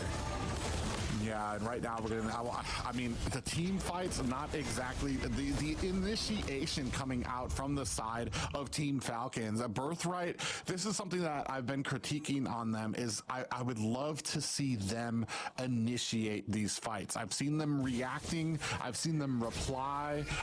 I feel like they're more successful when they find the opportunities, and they just need to find them more here, because reacting to the fights coming from Team Falcons, they have these great initiators too. When you have Alpha able to dive into the back line, then you have the Avatar of the Guardian, and all the damage coming out from Koba and Smiley.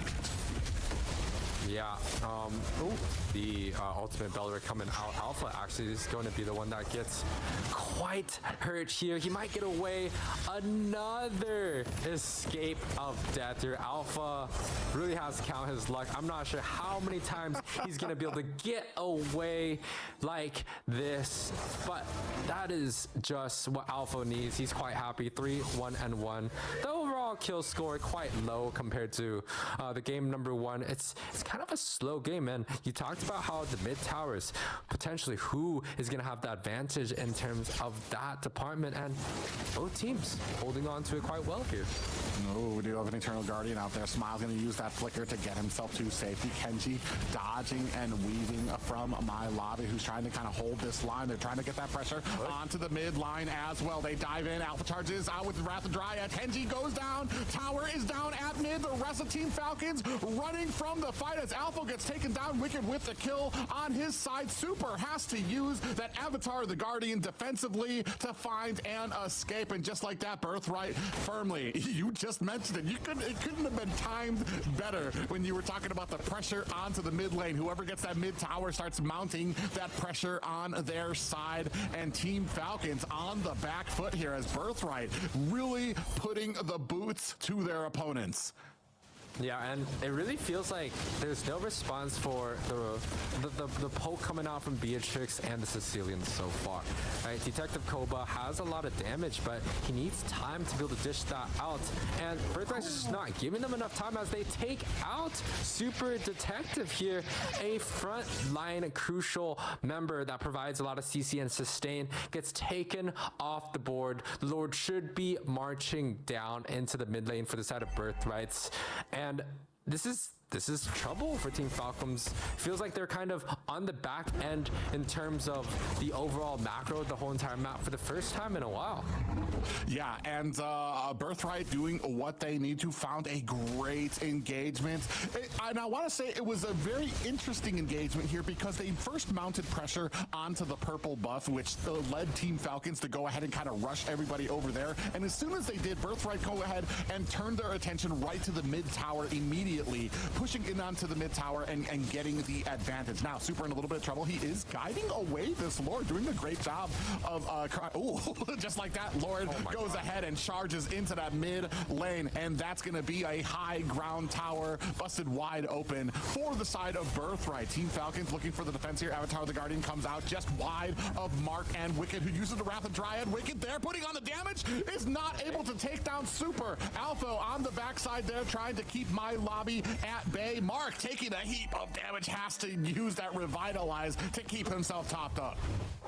Yeah, but there was a solo off-map kill. Kenji taken out by Levi on the alpha. I believe it was like the bot, like it was like very far in the bot lane. However, it seems like Team Falcon was able to kind of get a decent defense up. They, don't end up losing that top tower. Mid was just completely broken down. However, they still have the two important side lane towers up ahead. 6-8 is the overall. I feel like Team Falcon, has been in this situation before. This kind of looks like game number one. Instead, they just don't have kind of the macro that was being pushed onto the side. Birthright's a convincing 5 versus 5 team fight, kind of like what they had in game number one. But this time around, they're able to execute and find objectives across the map just a little bit better. And they are on hunting mode right now. I was about to say too, like at this point in the game, when you're starting to fall behind, the only thing that a good Nolan can do is to try to start to split push. But Birthright making it known, especially with Levi able to get that solo kill onto him, letting him know that you're not even safe if you're going to do that, and you need to be extra careful. Zaman Force laid it down, but Koba not able to just find the damage he needs just yet. 2 seconds left on to this next Lord. Yeah, no damage. Against something as tanky as a Belric and the Hylos, you're not really getting too much off. I think the only way that Detective Koba is going to be able to get some damage if he's able to get onto, let's say, kind of like the marksman or the mid lane. And if he's able to get onto Danny, then you're going to see tons of damage being dealt. But Danny also has an escape himself right there. He does get the Zam Force down. Disengage should come out from the side of Birthright. They're definitely going to be fine just waiting out that spell. Yeah, down comes the glorious pathway to try to separate the team. They're looking for maybe Mark in trouble here. Is going to have to turn away. They turn their attention to Alpha here. Is taking a heap of damage. We have the Avatar of the Guardian that does a slam down, able to take down Alpha there. Sicilian with the kill there as well. Koba dashing back and forth. Zaman Forceman laid down. Wicked finds a kill onto Kenji. That is a jungle down for Team Falcons. And just like that, the tides have turned. The air of victory in the win for Birthright as they're going to go ahead, focus on to this Lord while trying. Oh my God, the damage there. Wicked in with the flicker, finds a kill. Smiles running for the hill. He has seen death and he does not like it. You know, I was like, damn, that is a tough team fight for Team Falcon, but it just only gets worse and worse. The Lord marching down, Birthright having a full steam ahead, a whole 5-man group. The AOG does come down, looking to grab us on the units, but Wicked is the priority target, but he's still healthy. If Wicked is alive, this is going to be game over. He does pick off that Vexana, and the tower comes down. Team Falcon able to reign supreme. No, Team Birthright able to reign supreme in this game number 2. Yeah, Team Birthright showing that they are not going to go down quietly in the night. Made the adjustments they needed to. I've been saying it all along. They have the skill. They have the micro they need. They just needed to tilt that ticker to the macro side just a little bit, and they showed that here in this game. Such a great job done by them here. 6-13 and a very dominating victory for them. Yeah, I think the Sicilian and the Beatrix was quite convincing on their part, but also the Hylos, you know, worked out quite well. 0, 1, and 10, along with the Bellic. I think overall, in terms of Birthright, every member played a crucial role, and it felt like their team comp just fit well. And you talked about kind of like the handicap, right? Like Kenji, you know, the Nolan didn't really do as well, probably did just as well as the Ling that Birthright came up with in game number 1. We cannot be allowing enemies to ban out all 4 or 5 of the jungle options and you take nothing. It's just way too greedy, right? We don't have to have the Gato Kacha up early, in my opinion. We should grab up the jungler. The Phoveus is fine. The jungler, grab up the marksman. These are high priority units.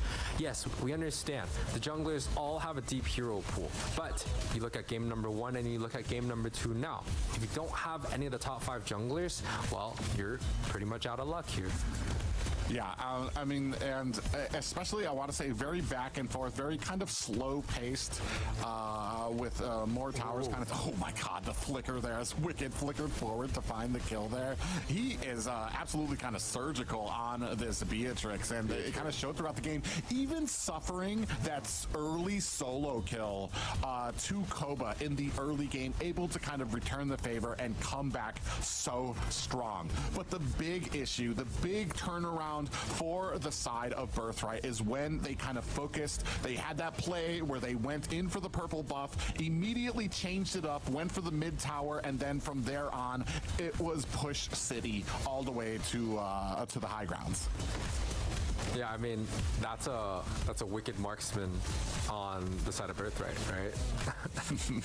You know, it's something that isn't as common in terms of the meta as before. Beatrix has always been that really strong auto-attacking hero, and especially when he gets the lead, it's just unbelievable. You could even see right there the machine gun. That's like a 2 hit on the enemy mage here. 9, 1, and 1. Wicked able to carry his team to victory, but again, you know, the 2 front lines both went 0, 1, and 10.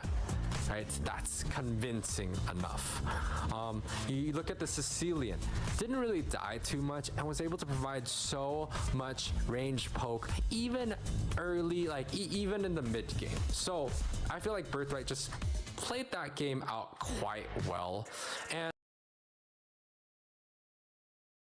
they made the adjustments that I think both of us were looking for from that game 1 into this successful game 2. Yeah, hats off to Birthright for making those adjustments. And now the ball is in Team Falcons court here. And kind of trying to look for some of the mistakes. It did seem, I agree with you, the Nolan pick, not my top or not my biggest pick when it comes to jungle, just because he has become, he's not what he once was, which was like just, it was like the Granger of that early game in the jungle, where, I mean, it was just impossible to stop him from steamrolling, and once he got steamrolling, it was pretty much going to be all your team. Here, he has to be more careful. There's a little bit longer cooldowns on some of his abilities. He needs to get those early kills. Like I said, you can't just be even. You can't just hold the enemy team at bay. You can't just not die. You have to actively be getting those kills on Nolan, stay ahead of the curve, be getting those 0 to 100s, and stay at that level for the victory of the game. If you guys fall, if you falter at all, the Nolan starts falling behind. He's forced to start doing that split push, which Birthright answered with, immediately sending the Alpha out there to get that solo kill onto them as well. So it's just it comes down to, like you said, the early draft and some of the picks that were prioritized, not bad picks, not awful picks, but there's just that jungle probably needs to be prioritized a little bit earlier. Yeah, I think giving up the top 5 jungles for a Gato Kacha is not worth, for a Vexana is not worth, right? And we really have to make sure that we're choosing correctly what we're gonna give up before that second phase ban comes, because when it does come, one of the roles is most definitely gonna be taken off the board here. Team Falcons, game number 3. Private game number 3. Team Falcons here, Badang, Fanny being banned out. It's quite standard. Birthright takes out the Zushin. We've seen a lot of Granger and Harith come out to play. I'm still expecting the Granger to be taken off Harith. It seems like they're willing to play around it quite often. There's still kind of like the Hylos opportunity, the Eves, the Louis, but it does seem like both of these teams do need to make sure that they're prioritizing picking up at least a jungle pick during the first phase. Yeah, and you brought up a good point too, is they allowed the Harith pick out there, and then they didn't even take the Granger. They just went ahead, got with the Beatrix out there. Wicked did such a great, and what was amazing to me too is that Wicked was still doing, but we saw in the early game, he was able to hold Harith at bay until he got that level 4 and was able to surprise him. And then that surprise, he shook off the dust from that and came back and got the kill again and was able to dominate his lane. And I feel like that was a big part of the success too, as well, is that they were able to turn around what Team Falcons thought was a winning lane on their side too. And suddenly you have to start putting all of this pressure up there. You've got something else that you need to worry about as well. Here, Lu Yi taking off the table there, Su Yu as well. And I'm wondering, I am kind of curious too, what adjustments are needed for Team Falcons, so if they're going to go ahead and get that prio on to the jungle as well. I mean, we saw, I think the only thing that was really left that was good because of some of those picks, well, because of the Gatakacha out there, we were kind of questioning if Joy would have actually done as well, just because you had a decent amount of magic damage on the play as well. Here, 17 seconds left. Prioritization here. Last time, I believe it was, oh, and it's going to be the Granger. With Harith out there, it's a very interesting play. Hear me out here. I wanted an alpha opening for Team Falcon. Give away the Granger and the Hylos. Now I think Birthright should be able to take out both of those heroes. The Alpha, the Hylos, and then they get that Harith in that third slot. I think that would be a great opening. If any of these heroes are not being taken, I definitely would suggest Falcon. They're probably looking to go for something like a Joy Hylos, right? I think that would work out quite in their favor here, but the opening is going to be the Granger. The Alpha gets picked up, the Hylos gets picked up, nice. Counter pick to pair it up with the Granger, it's going to be the Joy. If they want to go, yeah, no, they have to go for the jungler. They have to go for the Joy. Maybe they could go for the Mage. Maybe the Eve could be something, the Joy Eve. That's a magic burst in the jungle and a support anti-heal poke for the mid lane. Yeah, I mean, I can't even. You kind of nailed it down. These guys into a square. There's some things that they have to go, really, and then having the Granger, what we've seen before with the Joy and the combination of the Joy and the Granger there has been super strong for them. On the side of Birthright, the big thing for me has always been like, can we counter the Joy? Are we going to be able to have something that will be able to kind of pin it down, or at least get like stop it from getting to our back lines? Right now, I like that we don't really have anything that is susceptible to the Joy just yet. I mean, we've got some pretty tanky dealers here with the Alpha and the Hylos, so I'm kind of wondering where this next pick goes. Do we go possibly with a Belleric or something else that's going to have more of a stun? Yeah, the Harith onto the Granger. That'd be on to Wicked of what he wants to go here. The one thing, though, that I have kind of noticed is that Wicked is usually pretty confident on his lane, to the point that they don't usually prioritize it. To the point, like, they're not afraid of him being banned out. If he doesn't get the Harith here, I think they're fine with that. Is that a mistake? I don't know. Like I said, it's that handicap thing. Would this have been an easier game with Harith? Possibly. But I feel like it offers them some wiggle room. Yeah, I agree. Just because we've seen Wicked succeed on a lot of other picks. We've even seen things like a Moskov blind pick in the first phase, which did not go so well. But, you know, if he's confident, like, hey, more for him. Team Falcons, I definitely feel like they need to take out the Harith. I would have opted to take out the Beatrix, but going for the Rithel could be something that they just want to protect the Granger pick, right? Birthright do have 2 magic. They're looking to add another one into their mid position. So that's probably why Team Falcons looking to push onto taking away some of the physical damage dealers. However, I feel like, okay, Harith gone. We're looking at something like the Beatrix, the Moskov, that's for sure. Wicked's done a great job on that Beatrix. They could also pick up the Sicilian, which they did so well in game number 2. And Falcons' response here, it's a Hylos XP. Hilda, we've seen Hilda do good. We've also seen Lucas do quite good, and my CC off 2 patches in a row finally gets put onto the show here. Yeah, and you kind of really spoken highly about, especially about her ability to take on some of the tankier heroes that are, and this is a huge front line for the side right now. Oh, we were talking about this. The Novaria, who I was talking about, had fallen off a bit lately, had the less pick rate. You see there, 0, 0, and 0 up there, just because the amount of damage and the effect that she has had, it takes too long for her to come online and become that threat, of that poking threat that you sometimes need. But here, Team Falcon's banking on their ability to kind of hold that early game until she gets to a point where she's going to be able to have that suppressive power.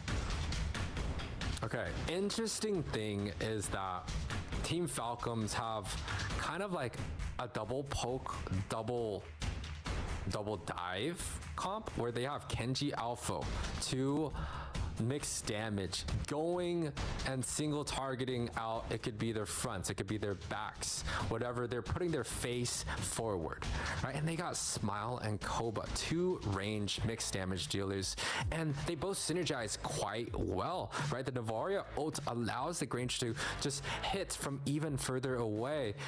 But Birthrights, they decided to draft up their winning solution from last match. And it was both on their second picks, after their second bans. And what's interesting to me is that Team Falcon did not choose to ban these two picks out. They feels like it's almost like they're welcoming Birthrights to play the Sicilian and play the Beatrix, and they should have a response to be able to deal with it, or else they wouldn't let it open like this. Yeah, and that was kind of my read too, is that it kind of felt like I was kind of wondering, are we going to give them the Sicilian and the Beatrix? I mean, at the very least, we know that Beatrix is something that is super strong, especially for Wicked as he gets into that mid and late game. But maybe they're really banking on the strength of their Granger. And this is going to be the big read for me. If Wicked starts winning his lane against a Granger, I'm going to tell you right now, Team Falcons are going to have a hard-fought game here right away off the boots. As we're kind of coming in here, you can already see Smile is doing a good job starting to already starts with the pickoffs with that Astral Orb. We should have a clear priority over Birthrights in the beginning of the match. Although Novara is going to clear just as well. But top side here, Joy picked off the map. The damage coming out from Birthright, just a little bit too much to handle in the early game. I want to say that was such a great bait because Mark came in, threw down the little taunt, and Kenji didn't mind and ran up there. As soon as she did, the rest of the team, Birthright, was right behind, running in to get to that. They hit that bush right at the perfect time to be able to just really lay on the damage there. Alpha in a little bit of trouble here. I like the double team up here, really kind of overwhelming Alpha at the top lane. Yeah, Team Falcons, they do have an interesting composition that I feel like if it came down to a super late game, if they're able to get Koba and Smiles to poke out Birthright before the team fight even starts, it could be trouble. Versus Birthright, they're kind of more looking to get an all-in, right? Making sure the Glorious Pathway does connect onto something, and they get a lot of damage onto Falcons. Ooh, now this Kenji's able to steal away the first turtle from Birthright. I mean, not like this huge game setting tone here, but I mean, it gives them a little bit of wiggle room, a little bit of room, especially after taking that very early first blood from the side of Birthright. Yeah, the cushion that we desperately need. The side of Team Falcons able to pick that up for themselves, and it's good news, right? Birthright is a team that wants to go late game. Any little bit of advantage that Team Falcon is able to secure is going to help them potentially progress into that mid game. Now, clears coming out from both sides. You can see Birthright 100% advantage in terms of grabbing either the top or the bottom eye bush. It feels like they just have the ability to, open the map up quite easily. However, Smiles, he's just going to be able to clear the mid lane himself. He doesn't need Super Detective, and the Super Detective can just hang out next to Koba here, just making sure Koba is having a great time in his lane. Ooh, they do bait out Kenji to kind of dive forward there with the electrifying beats, but not able to kind of kite him far enough for Birthright to be able to kind of find a kill right now. Very respectable of the damage here. Some great pressure up at top for Team Falcons, but it is leaving a little bit to be desired by the gold lane, as Team Falcons have really begun to kind of focus down on that. They don't want Wicked to kind of get into the same spot he was in the last game, where he was just absolutely crushing after the Guardian used defensively, but the rest of the team is there in tow looking for the kill. Mark takes a heap of damage in the form of the Rhapsody from Koba, but no kills just yet. Just one kill for the side of Birthright.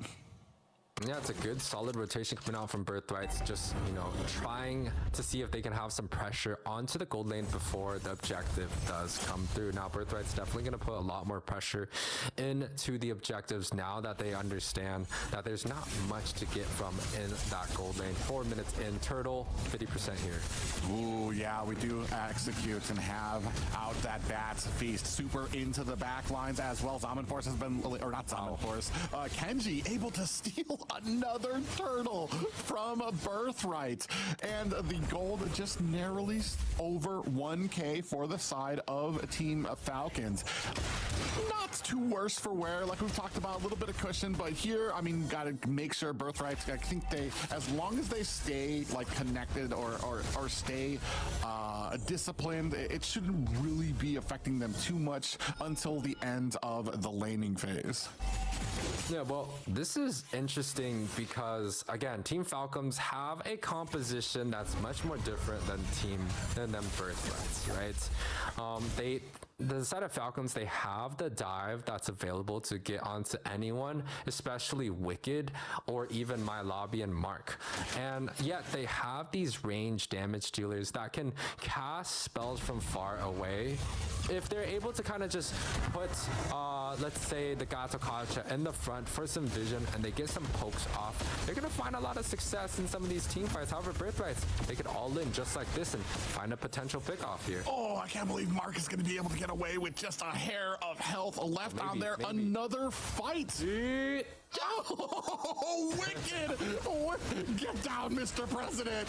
Able to block the shot there from Smiles, looking for the one-hitter quitter. And just like that, Kenji able to find a kill onto Danny. On the backside, too, My Lobby in trouble here. Koba trying to put on the damage. And this is kind of the problem when you have, when you're dealing with the Granger in lane. He's starting that steamroll again. Levi does find himself the alpha charge as Alpha, the player, able to disengage from that top tower.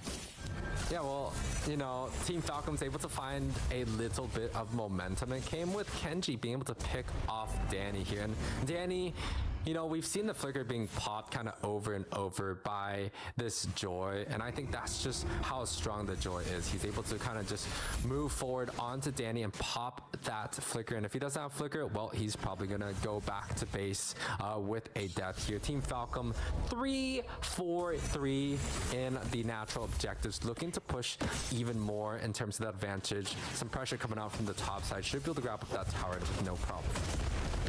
Yeah, a second tower for the side of Team Falcons, and we've seen this before. The overwhelming macro ability from Team Falcons really started to overwhelm the side of Birthright. Mark in trouble there, is able to find a kill onto Smiles with the suppressive fire on the background from Danny, laying down that damage on that Sicilian. But just yet, they're just not able to find any fights in their favor just yet. Given this still is the laning phase, so we haven't really seen a good team fight from them. We probably will see one for this first Lord. They do have Kenji surrounded. Are they going to be able to kind of find the damage on that? Oh, they do get a little bit of, they do find it as they get the taunt onto Kenji, and from the backside, Koba able to find the damage onto Mark. Meanwhile, Levi trying his best to kind of fend off this attack. Koba putting the damage onto Danny. Bats Feast is out. Levi finds a kill onto Super, but not able to find an escape as Smiles finds his kill onto Levi. 3 and 4, just narrowly in the favor of Birthright. Yeah, some trades come out from both these teams. I believe it was a 2-for-2, and a front line for a front line, a jungle for a jungle. Quite even, but Falcons still hold on to that 3K lead, which, you know, is not going to mean too much as the game goes on. But right now, it's still like half an item for some of the carries here. Here's the thing, Smiles can farm from far away. Kenji looking to trade some spells, does get My Lobby to pop that Revitalize, so something of a small utility not being there. And Smiles here, I feel like he is slowly slipping away from Danny in terms of that gold lead. He's able to farm from far away, and you know, Smiles, he's gonna be able to get those clears quite good. And they know that Alpha is up at top too, so they're going to be able to get this Lord very easily. Levi was busy trying to take down the CC. My Lobby gets taken down by Koba, and things not looking good for Birthright here right now. 4-4, and that Lord goes over to Team Falcons. Yeah, I think it's a big mistake. Levi was not in a good position. Birthright just was not set up and equipped to be able to deal with that Lord verse. And especially with the CC being placed onto that top side. CC is like kind of like that automatically win lane duo. He's just going to try to stretch you apart, and he's able to kind of force Levi to stay up onto the top side here. They're looking for more Alpha. Is going to be the one that gets taken out, but the Lord is marching down on the bot side. So much damage being outputted from the Team Falcons here. Birthright, 3 members down for just an Alpha here. Yeah, and just like that, Team Falcons find their advantage. Wicked able to take down an escaping Kenji there. So able to kind of answer back, but man, right now you have no towers on the side of Birthright, and a Lord making its way to the core. Only high grounds left for their side. Wicked struggling, doing the best he can to try to clear out these lanes, and Birthright have yet to be able to find a successful fight in their favor, and now they're starting to lose ground. They're starting to lose all of these objectives, and I don't really know what they can do just yet. 29-34, about a 4K gold lead for the side of Team Falcons, so they're not completely outclassed just yet. You know, yeah.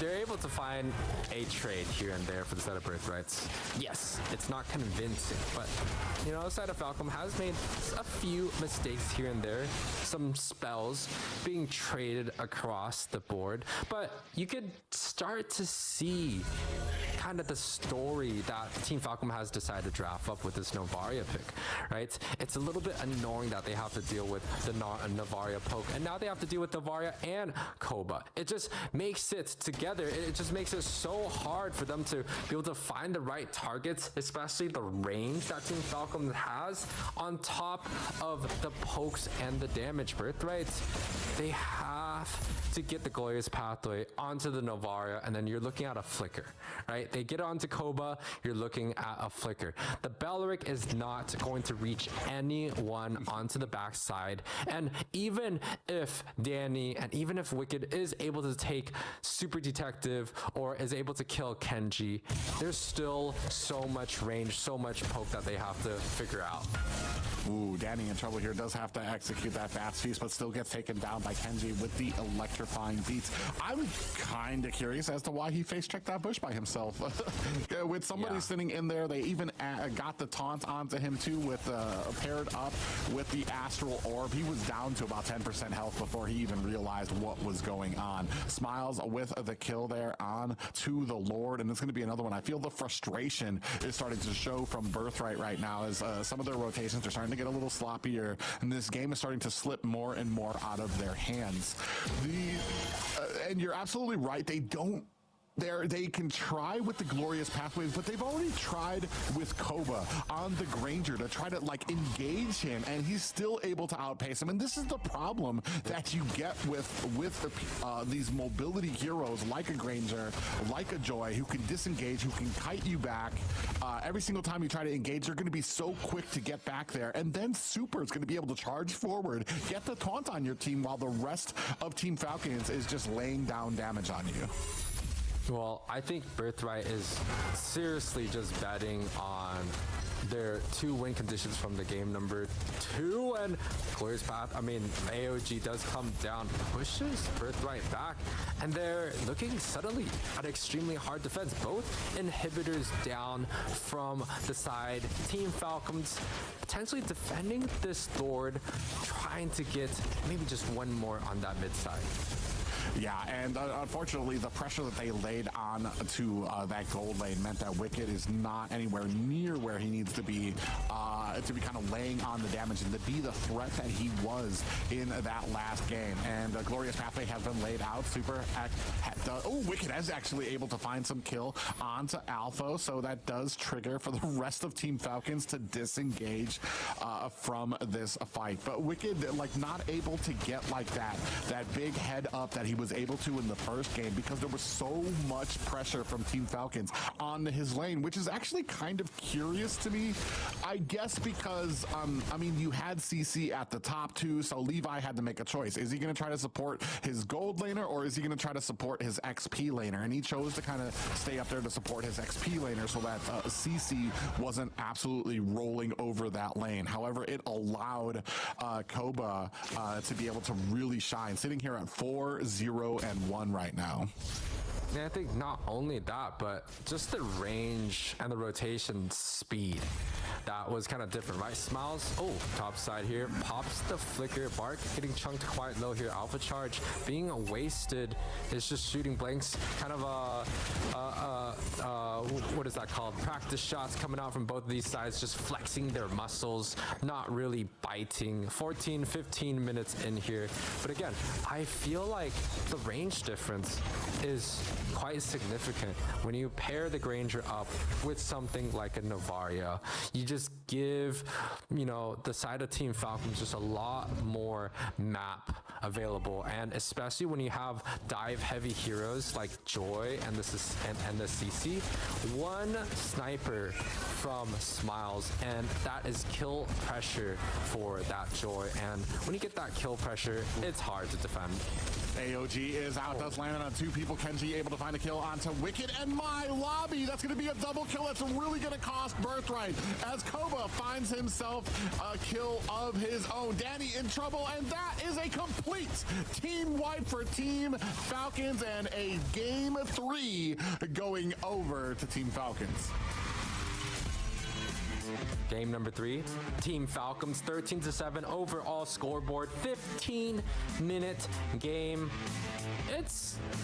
I would say it was pretty convincing. It was pretty mellow, pretty slow watching this match. It felt like Team Falcon just kind of had the slight upper edge. I was a little bit questioning how much impact the Novaria was going to have, but he did quite well. 1-1-9. Super also did well with the 11 assists.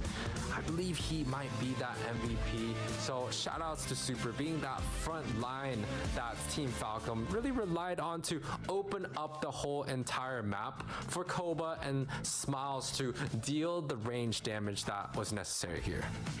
Yeah, and for me, I mean, a great game played by Falcons, but I'm wondering if possibly really leaning on Wicked on this Beatrix was the right choice. I understand he's great, and he actually didn't do bad on Beatrix. It's just it didn't have the effect that it needed to.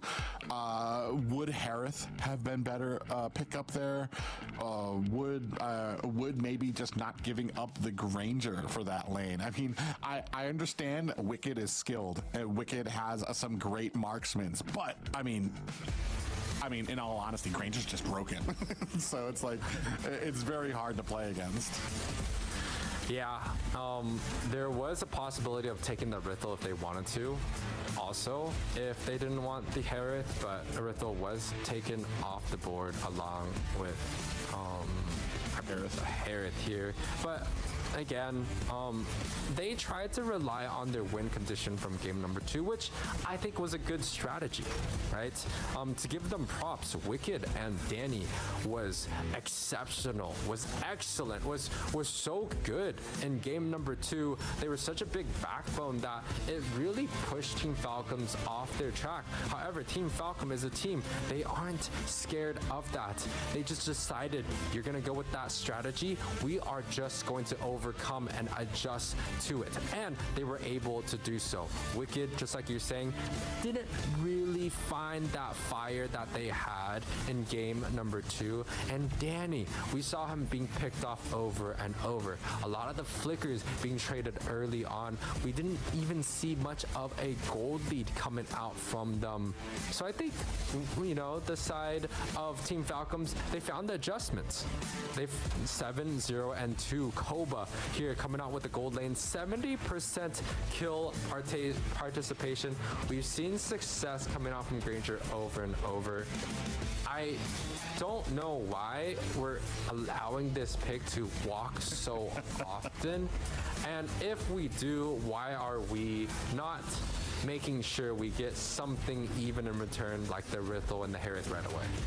Yeah, and that's what I was going to say. Is that's what the point I was going to bring up is there needs to be some type of respect paid to some of these prime gold laners out there. I understand the Harith didn't do so great in the last game. I think maybe that might have given them the confidence boost since he was able to take down Harith as the Beatrix. He's like, all right, I'm ready for Granger. Send him on. Let's go. And unfortunately, it didn't work out that way. And honestly, it wasn't even just that Granger overwhelmed. It was that they supported that lane as well to make sure that Wicked was constantly by his tower, constantly getting shut down from the gold and everything over there. And then you had the threat of Gatakacha on the backside as well. So, I mean, he was doing... they did everything that they needed to help make that successful. And that's something that you kind of have to consider. Even if you are the greatest player in that lane, if the other team, it doesn't mean that that your team can just leave you alone while the enemy is like just absolutely flooding your lane. So it's something that's going to need to kind of come into play for Birthright as well. And like we were talking about, well, like I've been talking about, is like the handicaps that they kind of give themselves. Harith was wide open there. I feel like that would have been a great pick. However, they would have missed the Bellaric as well. But I didn't really feel like Bellaric had the effect that it should have if you were looking at him to be a counter for Joy. We're taking a look here at the stats for Wicked. Beatrix, Bruno, Harith. In the beginning of SPS for this region, Bruno was huge before they decided to nerf that Malefic gun and also nerfs Bruno range. And Beatrix is a hero that we don't really see a lot of teams pick it head on, especially as much as Wicked does, right? They still want to rely on kind of like the newer heroes, the Arithel, and maybe, you know, something like the Carry and the Moskov. So Beatrix being brought up into light, Wicked is definitely good, just like you're saying with it. Just fell a little bit short. The Bruno, 2 bans, 8 picks, 40%. Maybe production is telling us that Bruno is an option that is quite excellent and potentially good enough to overpower the Granger and the Harith. So maybe we considered that, maybe not. I think it was just a really well done by most of the members of Falcons. You know, they got the pickoffs that they were looking for, and you know, that Joy getting the retribution, that was like what, 3 for 3, and 2 of them were highly contested. Yeah, this is an example of, I want to say, Birthright. I felt like right from the beginning was starting to get outplayed by stuff. Whether, like we were talking about, the retributions, the rotations for those side lanes where they needed it. We put a lot of we drafted 2 losing lanes without the ability to cover it. Like without the ability to kind of cover that, which was very interesting to me. It's like, all right, you've got I think they were really expecting it to be a 1v1 between Wicked and the Granger, I guess. But I guess we'll see what kind of adjustments, because I'm actually kind of curious what type of adjustments we need to make. I'm not absolutely sold on the Harith, that the Harith would have won them the game. You know what I mean? Just because, like I said, there was pressure down on that lane, and that's part of the reason that they were able to win and dominate that lane, to get Granger fed so hard, and especially picking up the Joy. If you would have gone Harith, you would have missed the only kind of counter you had to Joy, which they tried with the Belleric, which didn't have as much of an effect as they wanted in the first place. Well, I think the big issue was Team Falcons just decided to set up these two snipers while Birthright showed their card in the roam position early. You pick up the Belleric and then you add two ranges that Belleric is never reaching, right?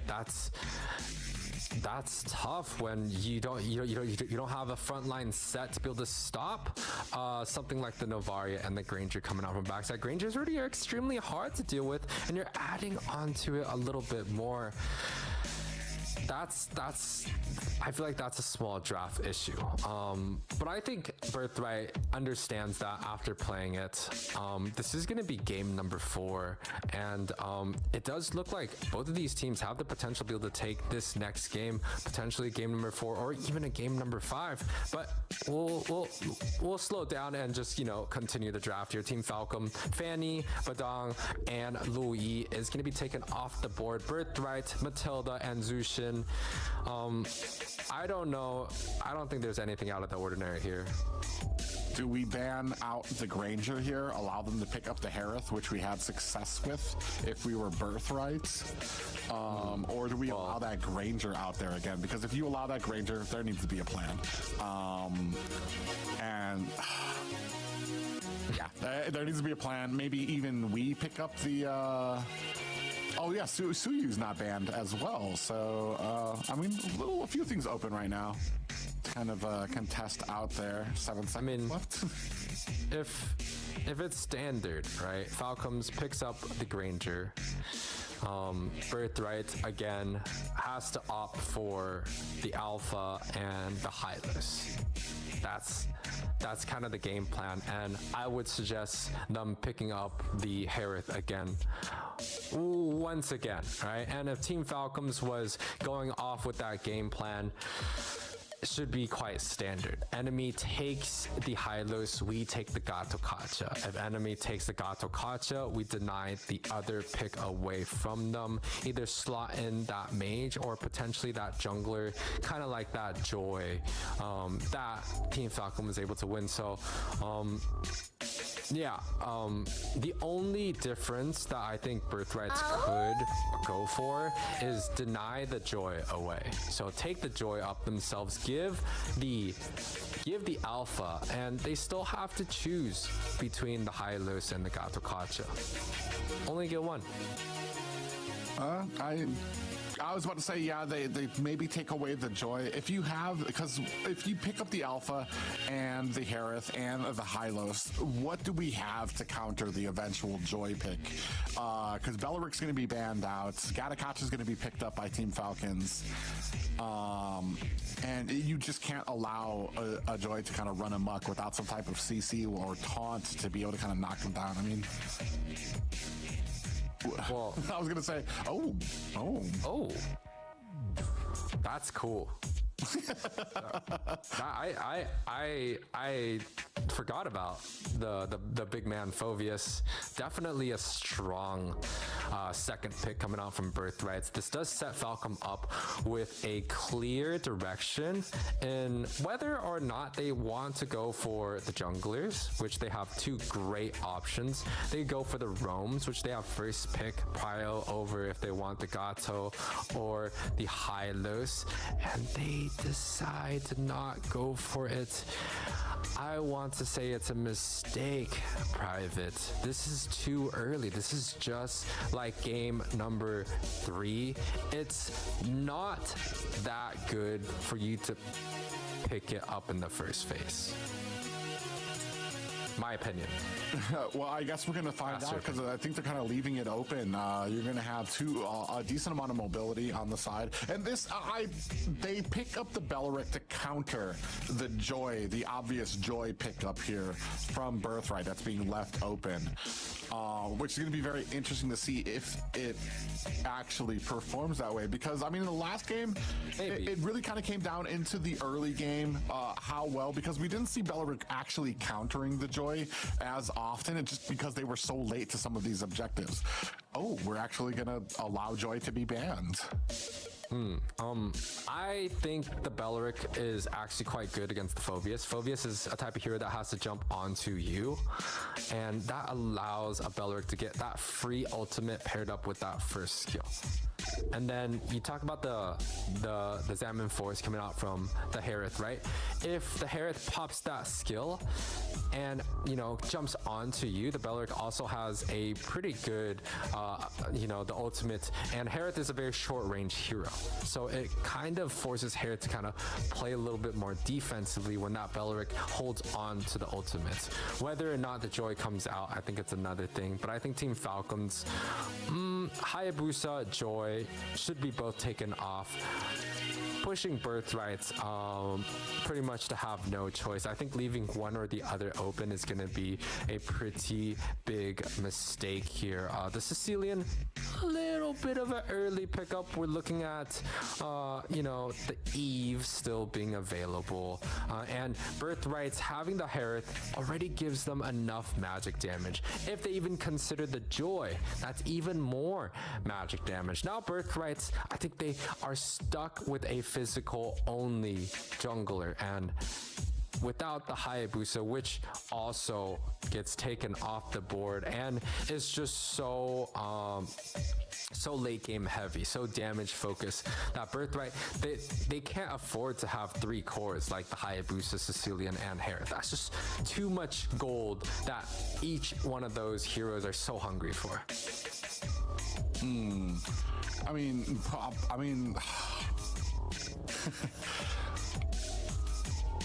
the jungles, I'm kind of trying to figure out what was the problem with Ling in the first game. Was Ling an actual problem? Because I mean, he actually didn't do terrible. It was just the entirety.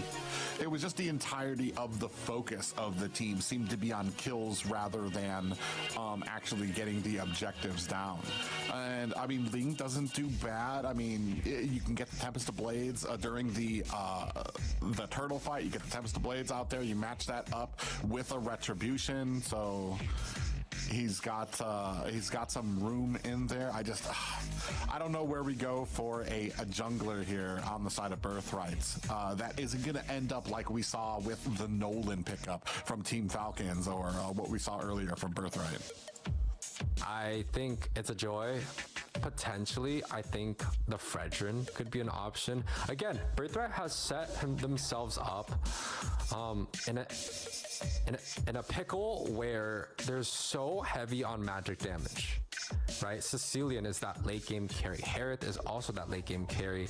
And both of these heroes require a lot of gold. If they add one more person that is either fragile or requires heavy gold, it's a lot of trouble. That's why I recommend something like a Fredrin or something tanky, right? The Akai could possibly be an option. Maybe even like a Baratz, right? Add some physical damage, which they're lacking, and add some frontline sustainability. They just have to watch out for that Beleric. The Cho gets picked up here.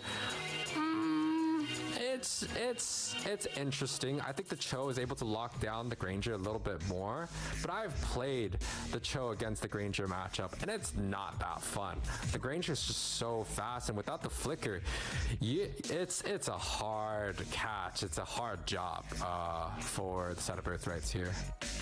Oh man, and what's is going well for Team Falcons here is the fact that we have so much CC, and because I'm sitting here before, I was like, if I'm Wicked on this Harith, I'm waiting for the Wrath of the Dryad to come out. Then I'm free to go. Now I have to contend with Avatar the Guardian. Now I also have to wait and be very careful of the Frigid Glacier that's going to come out if I'm going to lay down the Zaman Forest. There's so many answers that if I lay it down, I'm guaranteed to get CC'd by one of these guys. One of three of these ultimates to come out if it's not going to be Alpha's Charge. You know, I was looking at Team Falcons comp and I'm like, two heavy physical damage dealers and a magic tank. What could be great? And they pretty much, for me, filled their draft up perfectly with two more magic damage dealers. And you mentioned it. What went wrong with the Ling? Ling comes out to play. I don't know if that is the correct option. Again, in terms of the meta in the jungle, yes, damage focus seems to work well in this region. But when you got so many people that is so hungry for gold, it's a little bit tough for me to be convinced here. Yeah, I guess we're gonna have to find out, especially because, well, I mean, the Ling has the potential to bait out abilities. He comes in off of that Finch pose, puts some damage on, and then maybe baits out Frigid Glacier, maybe baits out some of these abilities that he can pretty much use his Tempest of Blade to get out of. But that's really relying, because Ling, especially in the early game, he's not gonna be, he doesn't have that ability to really one-shot people. He's waiting for his team to whittle them down. Then he's going to come in. He's going to get those kill steals. He's going to be able to clean up afterward. And right now, I don't know what we have, especially in the early game, that's really going to be able to whittle them down to a point that Ling's going to be able to kind of come in and clean up. So it's a hard pressed match, and this is, I mean, this isn't impossible. For Birthright, I've talked about this before. They have these drafts that I'm not usually that I wouldn't have chosen for myself, but they show that they have such an immense amount of skill to be able to make it work that it's one of those things that it's very hard to judge. You can't just really go off of what you have on paper when it comes to some of their drafts. You know, you think about Falcons draft and you're like, if the mage falls off, they got some magic damage, right? They got the Gato Kacha, they got the Bellaric, does some magic damage. If the jungler or the marksman, each one of them falls off, God forbid both, they still have the physical damage, right? It's either the Alpha or the Granger, right? There's going to be that mixed damage. But when you take a look at Birthright's comp, I kind of started to chuckle, because it's kind of the same story being played on. It's this, like, they get stuck in their draft where only physical damage was the Phoveus before the Ling came in. They had two heavy magic damage dealers. It could be that Falcon was pushing the draft into those two picks very smartly, right? It could just be that this is the type of draft that Birthright is comfortable with. We've seen success on the Sicilian, so we know that they could do it well. However, let's say if the Ling falls off, the Phoveus is not going to be able to deal that much physical damage for them to be able to get that mixed damage in, and the potential of Ling falling off is there, right? And if the mages fall off, if one of them don't have gold, well, Sicilian ain't going to be doing damage, and the Harith ain't gonna be doing the burst that they're looking for. But it seems like we are taking a small detour back into the draft. The Sicilian is gonna be picked up in the very first phase. I wonder what's gonna be different here. Yeah, I'm kind of wondering where. I mean, that sometimes happens with with tournament lobbies, and sometimes it doesn't allow you to pick what you're trying to, so it has to be reset. But I'm very curious as to where the draft went awry for either of these teams to what they were looking for to pick up here, especially because, like we said, that last jungle pickup for the side of Birthright, and especially because they went with the Joy was still open, right? And they went with the Ling anyway, so.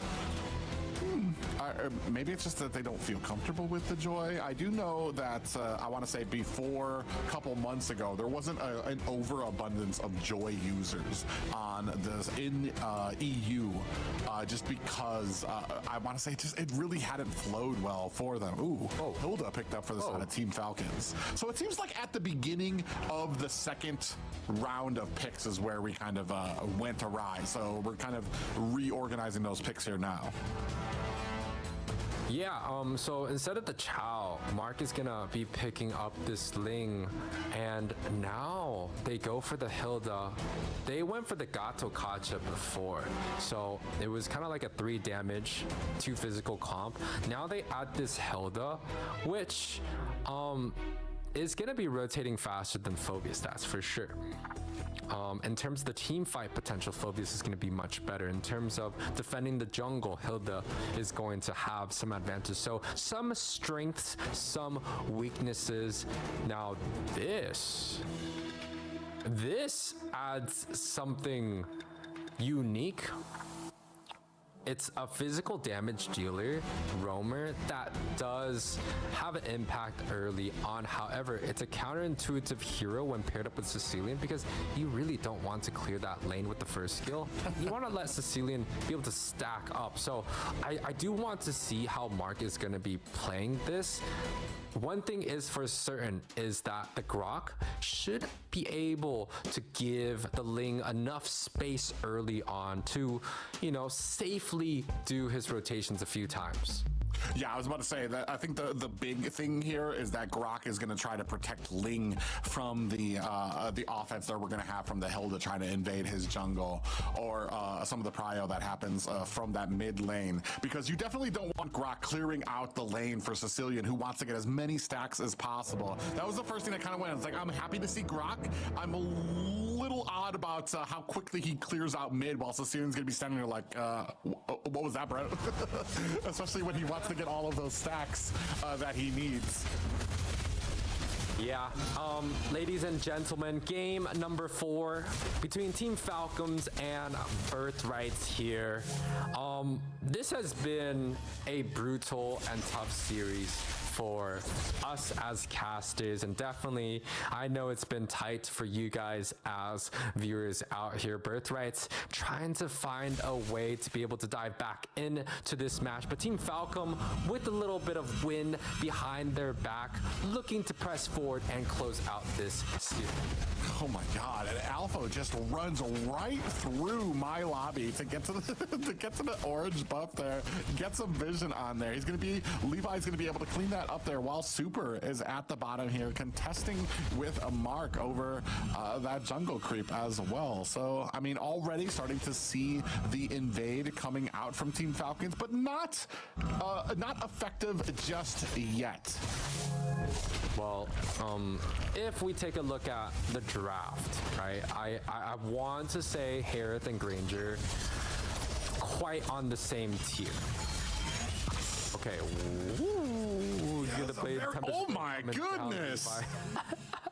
He does get the damage out, but I think if you're able to pop that Tempest of Blade before the very first objective even spawns, as an assassin user, you have already lost the objective. It's gone. You don't have a chance to be able to go with it. Look at it. Yeah, Alphas should be able to take this with no problem. Ling is not going to look to contest it.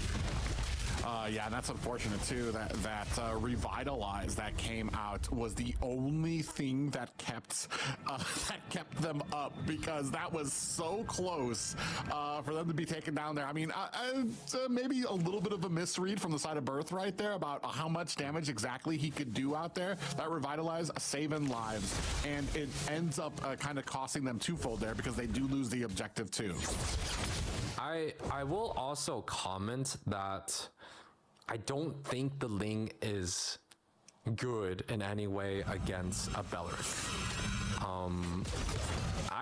I just don't think the mechanic is good, right? Like, you're jumping on top of the Beleric. Beleric can ult into, you know, a lot of taunt and CC, and once you're caught out, you're done. You've done goofed. So it's hard for me to find what Birthright is going to be good at. But the one thing that is more interesting is that if the Grok was able to soak up a good amount of spells in CC, which is his job, right? Let's say he gets the Alpha Charge. Let's say he gets the Aurora to push some spells out. Then I think Birthrights may be able to find some success. But so far, if an assassin is not able to get some kills on the opposite side of map, if he's not able to secure the objective, which against a fighter he shouldn't be able to, so the only job he has is to get some kills on the opposite side of map, and it's not happening so far. Ooh, just like Alpha's coming in from the backside, looking for the flank onto Levi, locks onto him, looking for the damage as the Tempest of Blades comes out, and Levi's gonna have to dash himself to the bush. I believe they stole his purple from him. Potentially. But I mean, this is still kind of that situation where you know, you bring up quite often where you have the Hilda against the assassin, and it's just not a fun time for that assassin user. Yeah, especially now my lobby's coming in with the demonic force, putting it on to, we do have the revitalize out. It's not going to be enough to save Super. A first blood coming for the side of Birthright. Is this going to be enough? Oh, Alpha Charge comes out there as Wicked dashing to the side. My lobby finds a kill onto Koba in the back lane. Wicked dashes away, and another kill onto Kenji. 3 kills unanswered for the side of Birthright. This is like outplay versus outplay. Wicked almost died right there, but the over initiation coming out from Falcons, they thought they were gonna be up ahead in that, but Birthright's gonna be the one that takes care of business. 3-0 is on the board. Team Falcon still ahead in terms of the gold, but this is pretty much what Birthright really needs to be able to get back into these games. A few kills here to snowball them into more of an even match. They're able to pick up the objective, able to get 3 kills. If they can get just a few more kills, that might just set them up.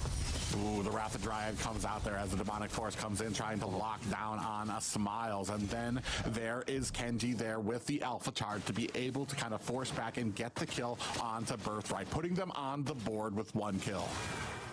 You know, that Beleric against the Phobias was like a 5-second CC chain, and that was kind of exactly what I thought was going to happen when the Beleric was being slotted in, when he saw instantly that the Herod and the Phobias was in there. Now, Team Falcons with the macro plays again. Hilda onto the top side.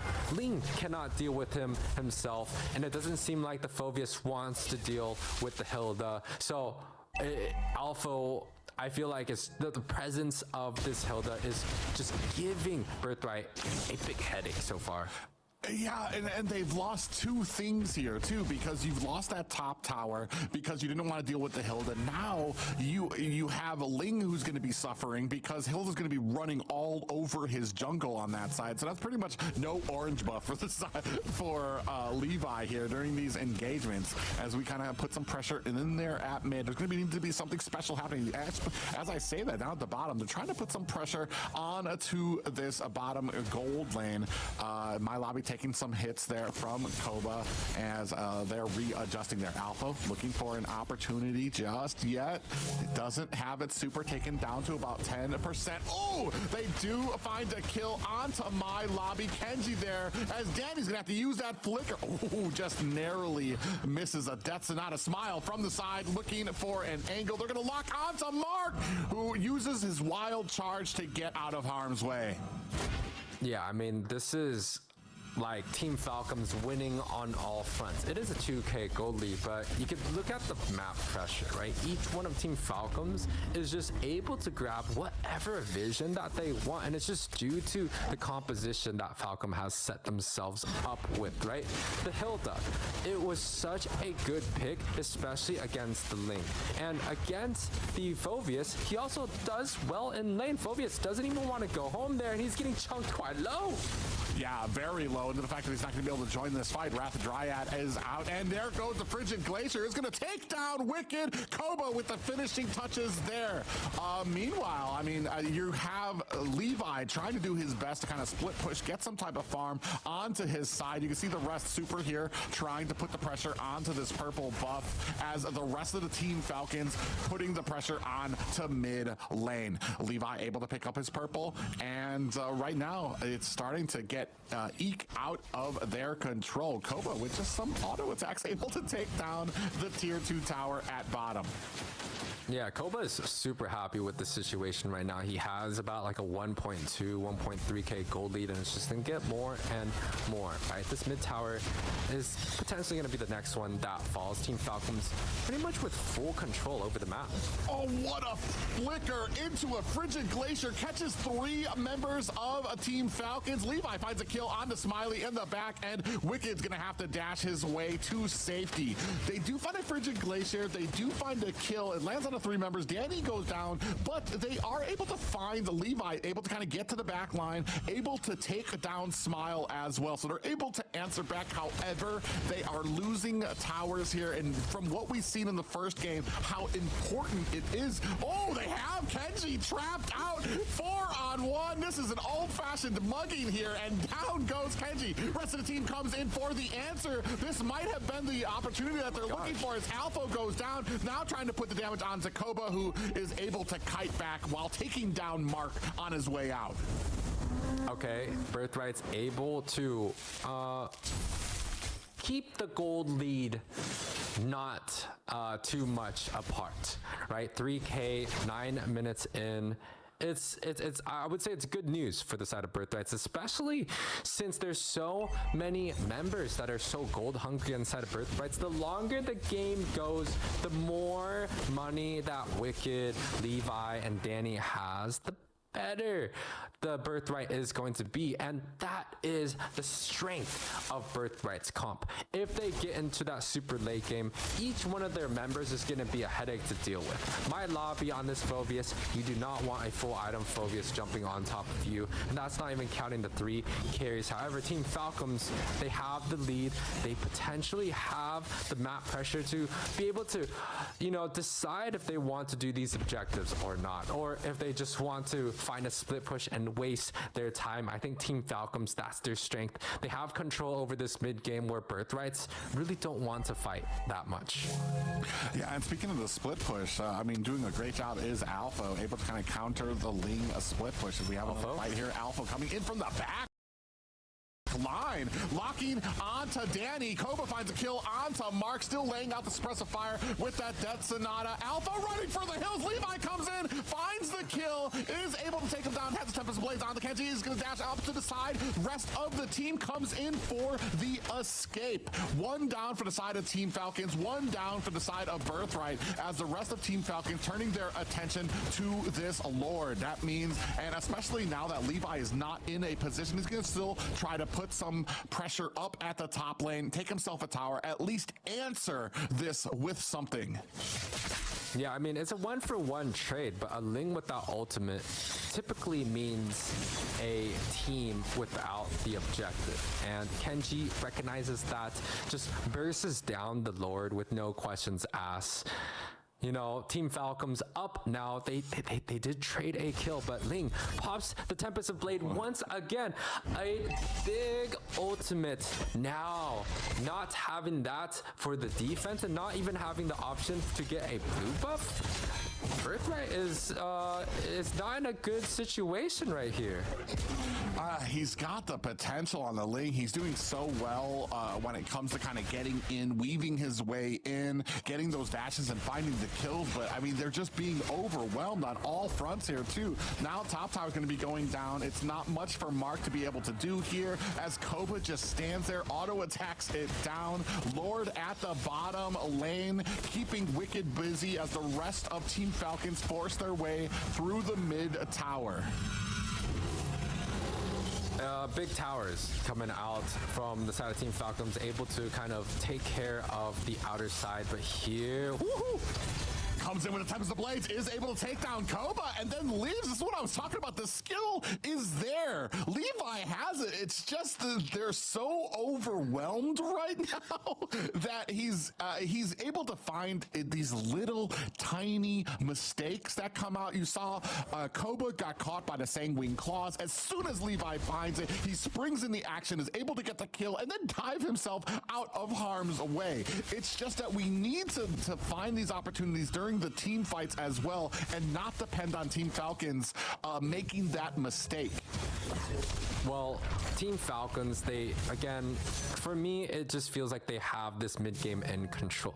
They get to decide if they want to fight or not. Birthright is kind of more or less looking for the mistakes, waiting for Danny to farm up, waiting Levi to get to full items, waiting for Wicked to also get some gold. So Team Falcons, with the lead. Oh, and Danny is in trouble. Frigid Glacier is out there as well. Mark, it might be down for the count. He's gonna have to use that wild charge defensively to get away. Wicked trying to put some damage on to slow them down. Alpha on the backside, looking to put the damage on, is not able to find it just yet. Wicked comes in, but the rest of Team Falcons secure the escape. Yeah, I mean, this is exactly what's going on, right? Team Falcons, they want to fight, they find the pickoff, and they do get it, and it's a priority target onto Danny. They barely unable to get Mark, and right here, my lobby, flickering out. That's 3 flickers that are being popped from Birthrights on this objective, but Ling, on the backside, Levi getting a lot of tower damage onto the bot side, has to disengage here, but is the damage already done? Is it too late? Ooh, he gets frozen. He was looking for a way to try to come in there, but they read it so well. Smile knows exactly the pathing that he was going to take. Comes in as soon as he touches down onto that Finch pose, onto that ledge. He was right there to find the freeze onto him, knocks him off the wall, and the Lord goes to Team Falcons again. Now, tipping point for me, Private, we saw in the last siege that Team Falcons actually ended up getting picked off. This time around, it's a little bit later, which means Sicilian, Parrot, and also Levi has a lot more gold. And with a 3 carry team, the later the game goes, the more damage they're going to be dealing. And if Team Falcons is unable to convincingly get some advantages on this objective, I think it might be a little bit of an issue that Team Falcons really have to play quite careful. They get the topside tower. Can they get a little bit more, or is this it? Yeah, and that's the thing, is we're starting to scale into the late game where I want to say Birthright have put a whole ton of their Sanguine Claws come out there. Frigid Glacier is out to Malphon kill onto Danny. Tempest of Blades comes out as well. Koba finds the kill onto my lobby. That is 2 down for the side of Birthright. Wicked trying the best he can to put the damage on to Kenji, and does find the kill eventually. Up there, Wicked gets taken down by Alpha. Mark down, has to go back to recharge at the base. 4 members of Team Falcons trying to put the pressure on here. Are they going to be able to find this defense? Birthright fighting for their survival in this tournament. Koba finds a kill. Levi is down, and Team Falcons will be moving on through their victory over Birthright.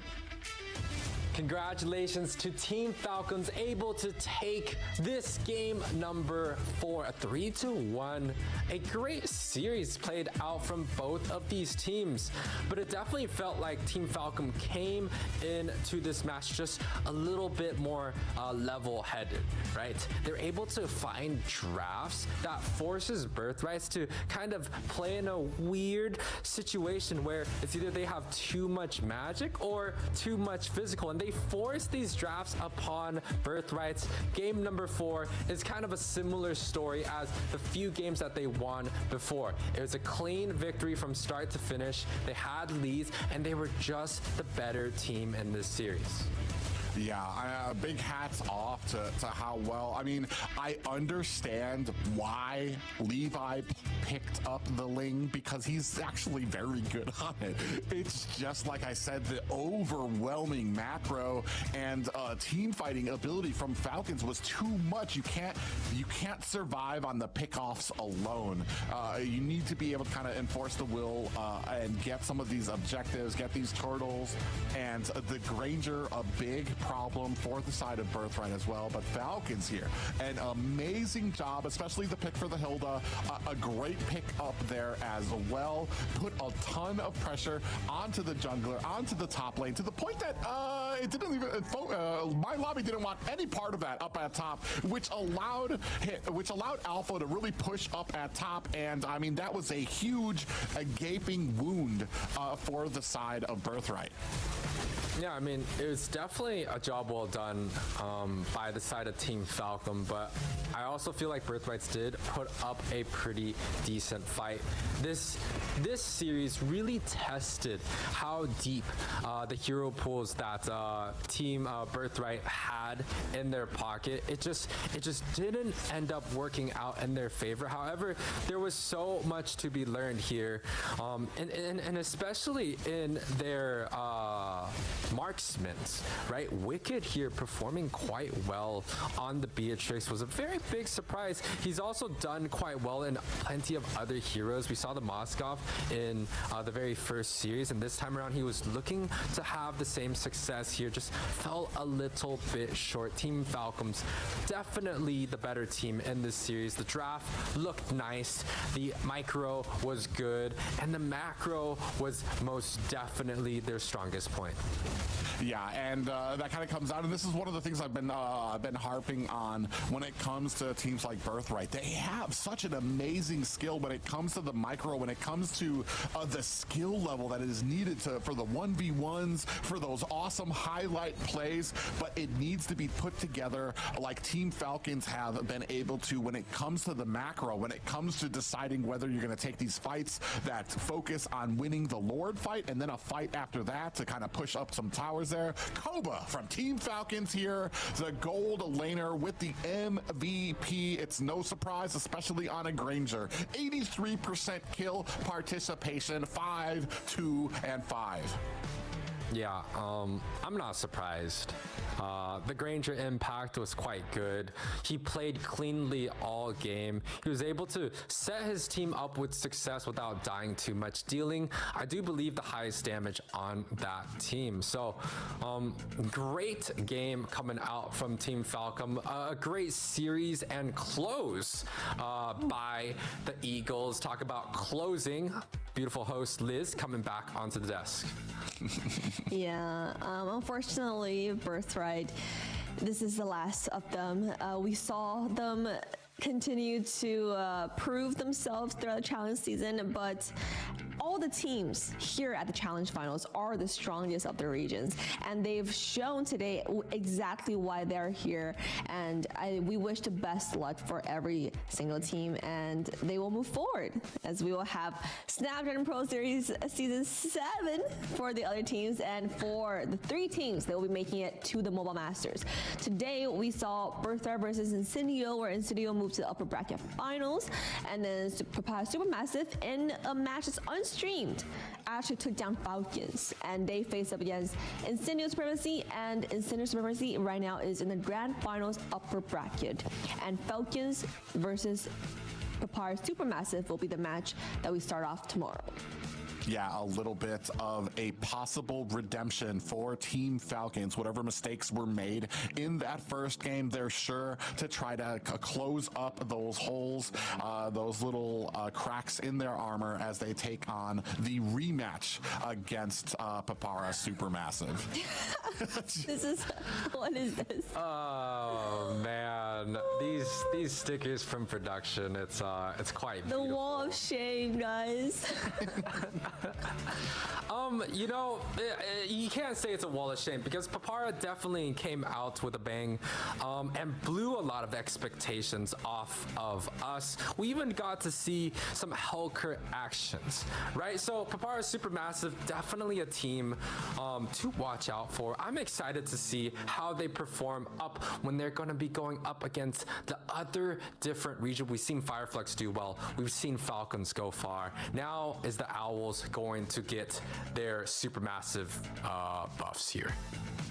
They will have their supermassive debut on the world stage in Jakarta, Indonesia for the MOBA Masters. And more importantly, tomorrow we actually get to see them fight up against Falcons again and get to see exactly what happened there against Falcons and why they were able to dominate throughout the series. But nonetheless, the prize pools will still be $20,000 for the first team, $10,000 for the second place, $6,000 for third place, and $3,000 for fourth place. Now, that does mean that Birthright right now is leaving the tournament with $3,000 in their pocket. Not too bad. They're the fourth place of this tournament, but the rest of the three teams, we're still yet to see how they do and how much money they take home. Now, for schedules, tomorrow we will have Papara versus Team Falcons in the lower bracket finals, and whoever wins that will move on to face up against Incendio Supremacy in the champion of this challenge finals. Yeah, it's going to be an amazing set of games tomorrow. Today already was filled with teams that, and like you brought up, none of us guessed for Papara SuperMassive, but that just shows how much they defied expectations to rise above the rest and really give us a shocker. A shock almost as powerful as that Hellcurt in the gold lane that we also saw today. I'm looking for, I had a blast here casting with these matches, but I'm looking forward to even more surprises and excellence tomorrow. Yeah, definitely going to have a lot of replay moments, I think, for Papara, and even Falcon's gonna have a headache just watching those matches and be like, what actually went on? How should we do this? Regardless, the excitement for today is pretty much coming to an end, but tomorrow, that's where kind of the real fun starts. We get to see these teams match up against each other. You know, I can't wait, Liz. Yeah, we get to see our three representatives for EU, MENA, and Turkey. Well, now it's MENA and Turkey move their way to MOBA Masters, and we get to see them clash against one another tomorrow for the challenge finals. Now, make sure you guys follow us on our social medias and follow us at ESL Mobile on X, Instagram, and Facebook, and Snapdragon Pro Series on Discord. Now, I feel like our casters already said their last words. It's been a hell of a run today. It's been exciting for everyone. I hope you guys enjoyed watching the show. We'll see you at the same time tomorrow.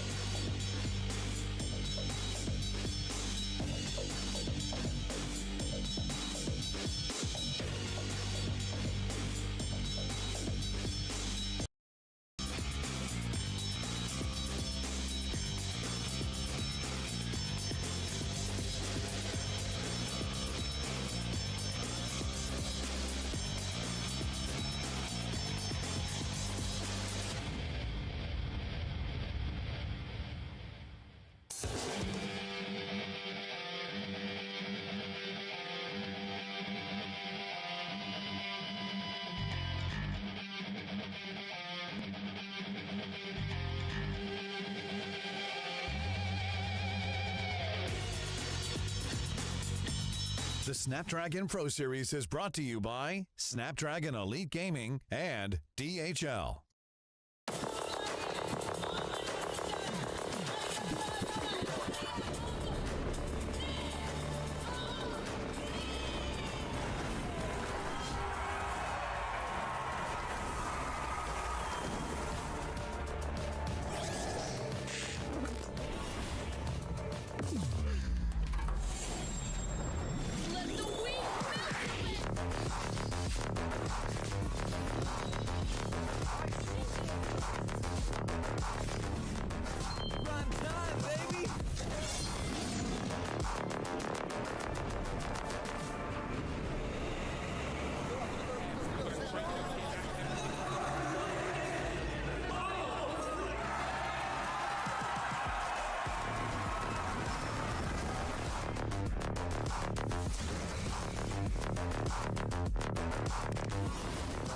Looks like the players are ready. Here we go!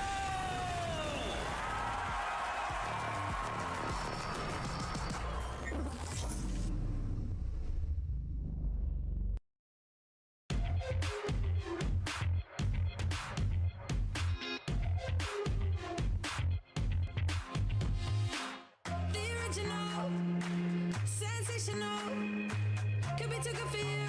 Everyone wants a piece of this. Watch me drive up to the Hollywood Hills, always dressed up in my high heels. Everybody wants to have my life, 'cause this is my life.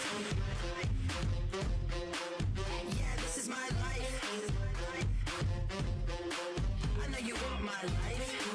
I know you want it. I know you want it. But this is my life.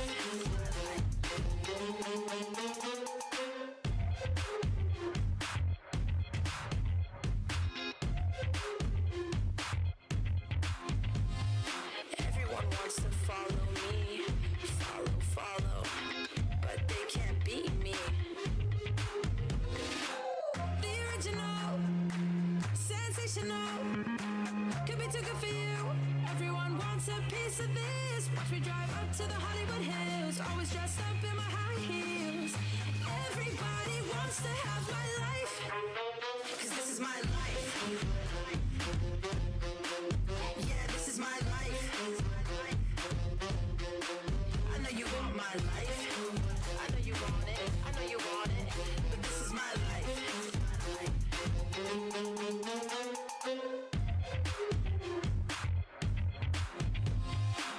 Wanna move like I move. Wanna step in my shoes. Gonna need to bring your A game if you step in my lane. 'Cause this is my life. Yeah, this is my life. I know you want my life. I know you want it. I know you want it. But this is my life. The original, sensational. Everyone wants a piece of this.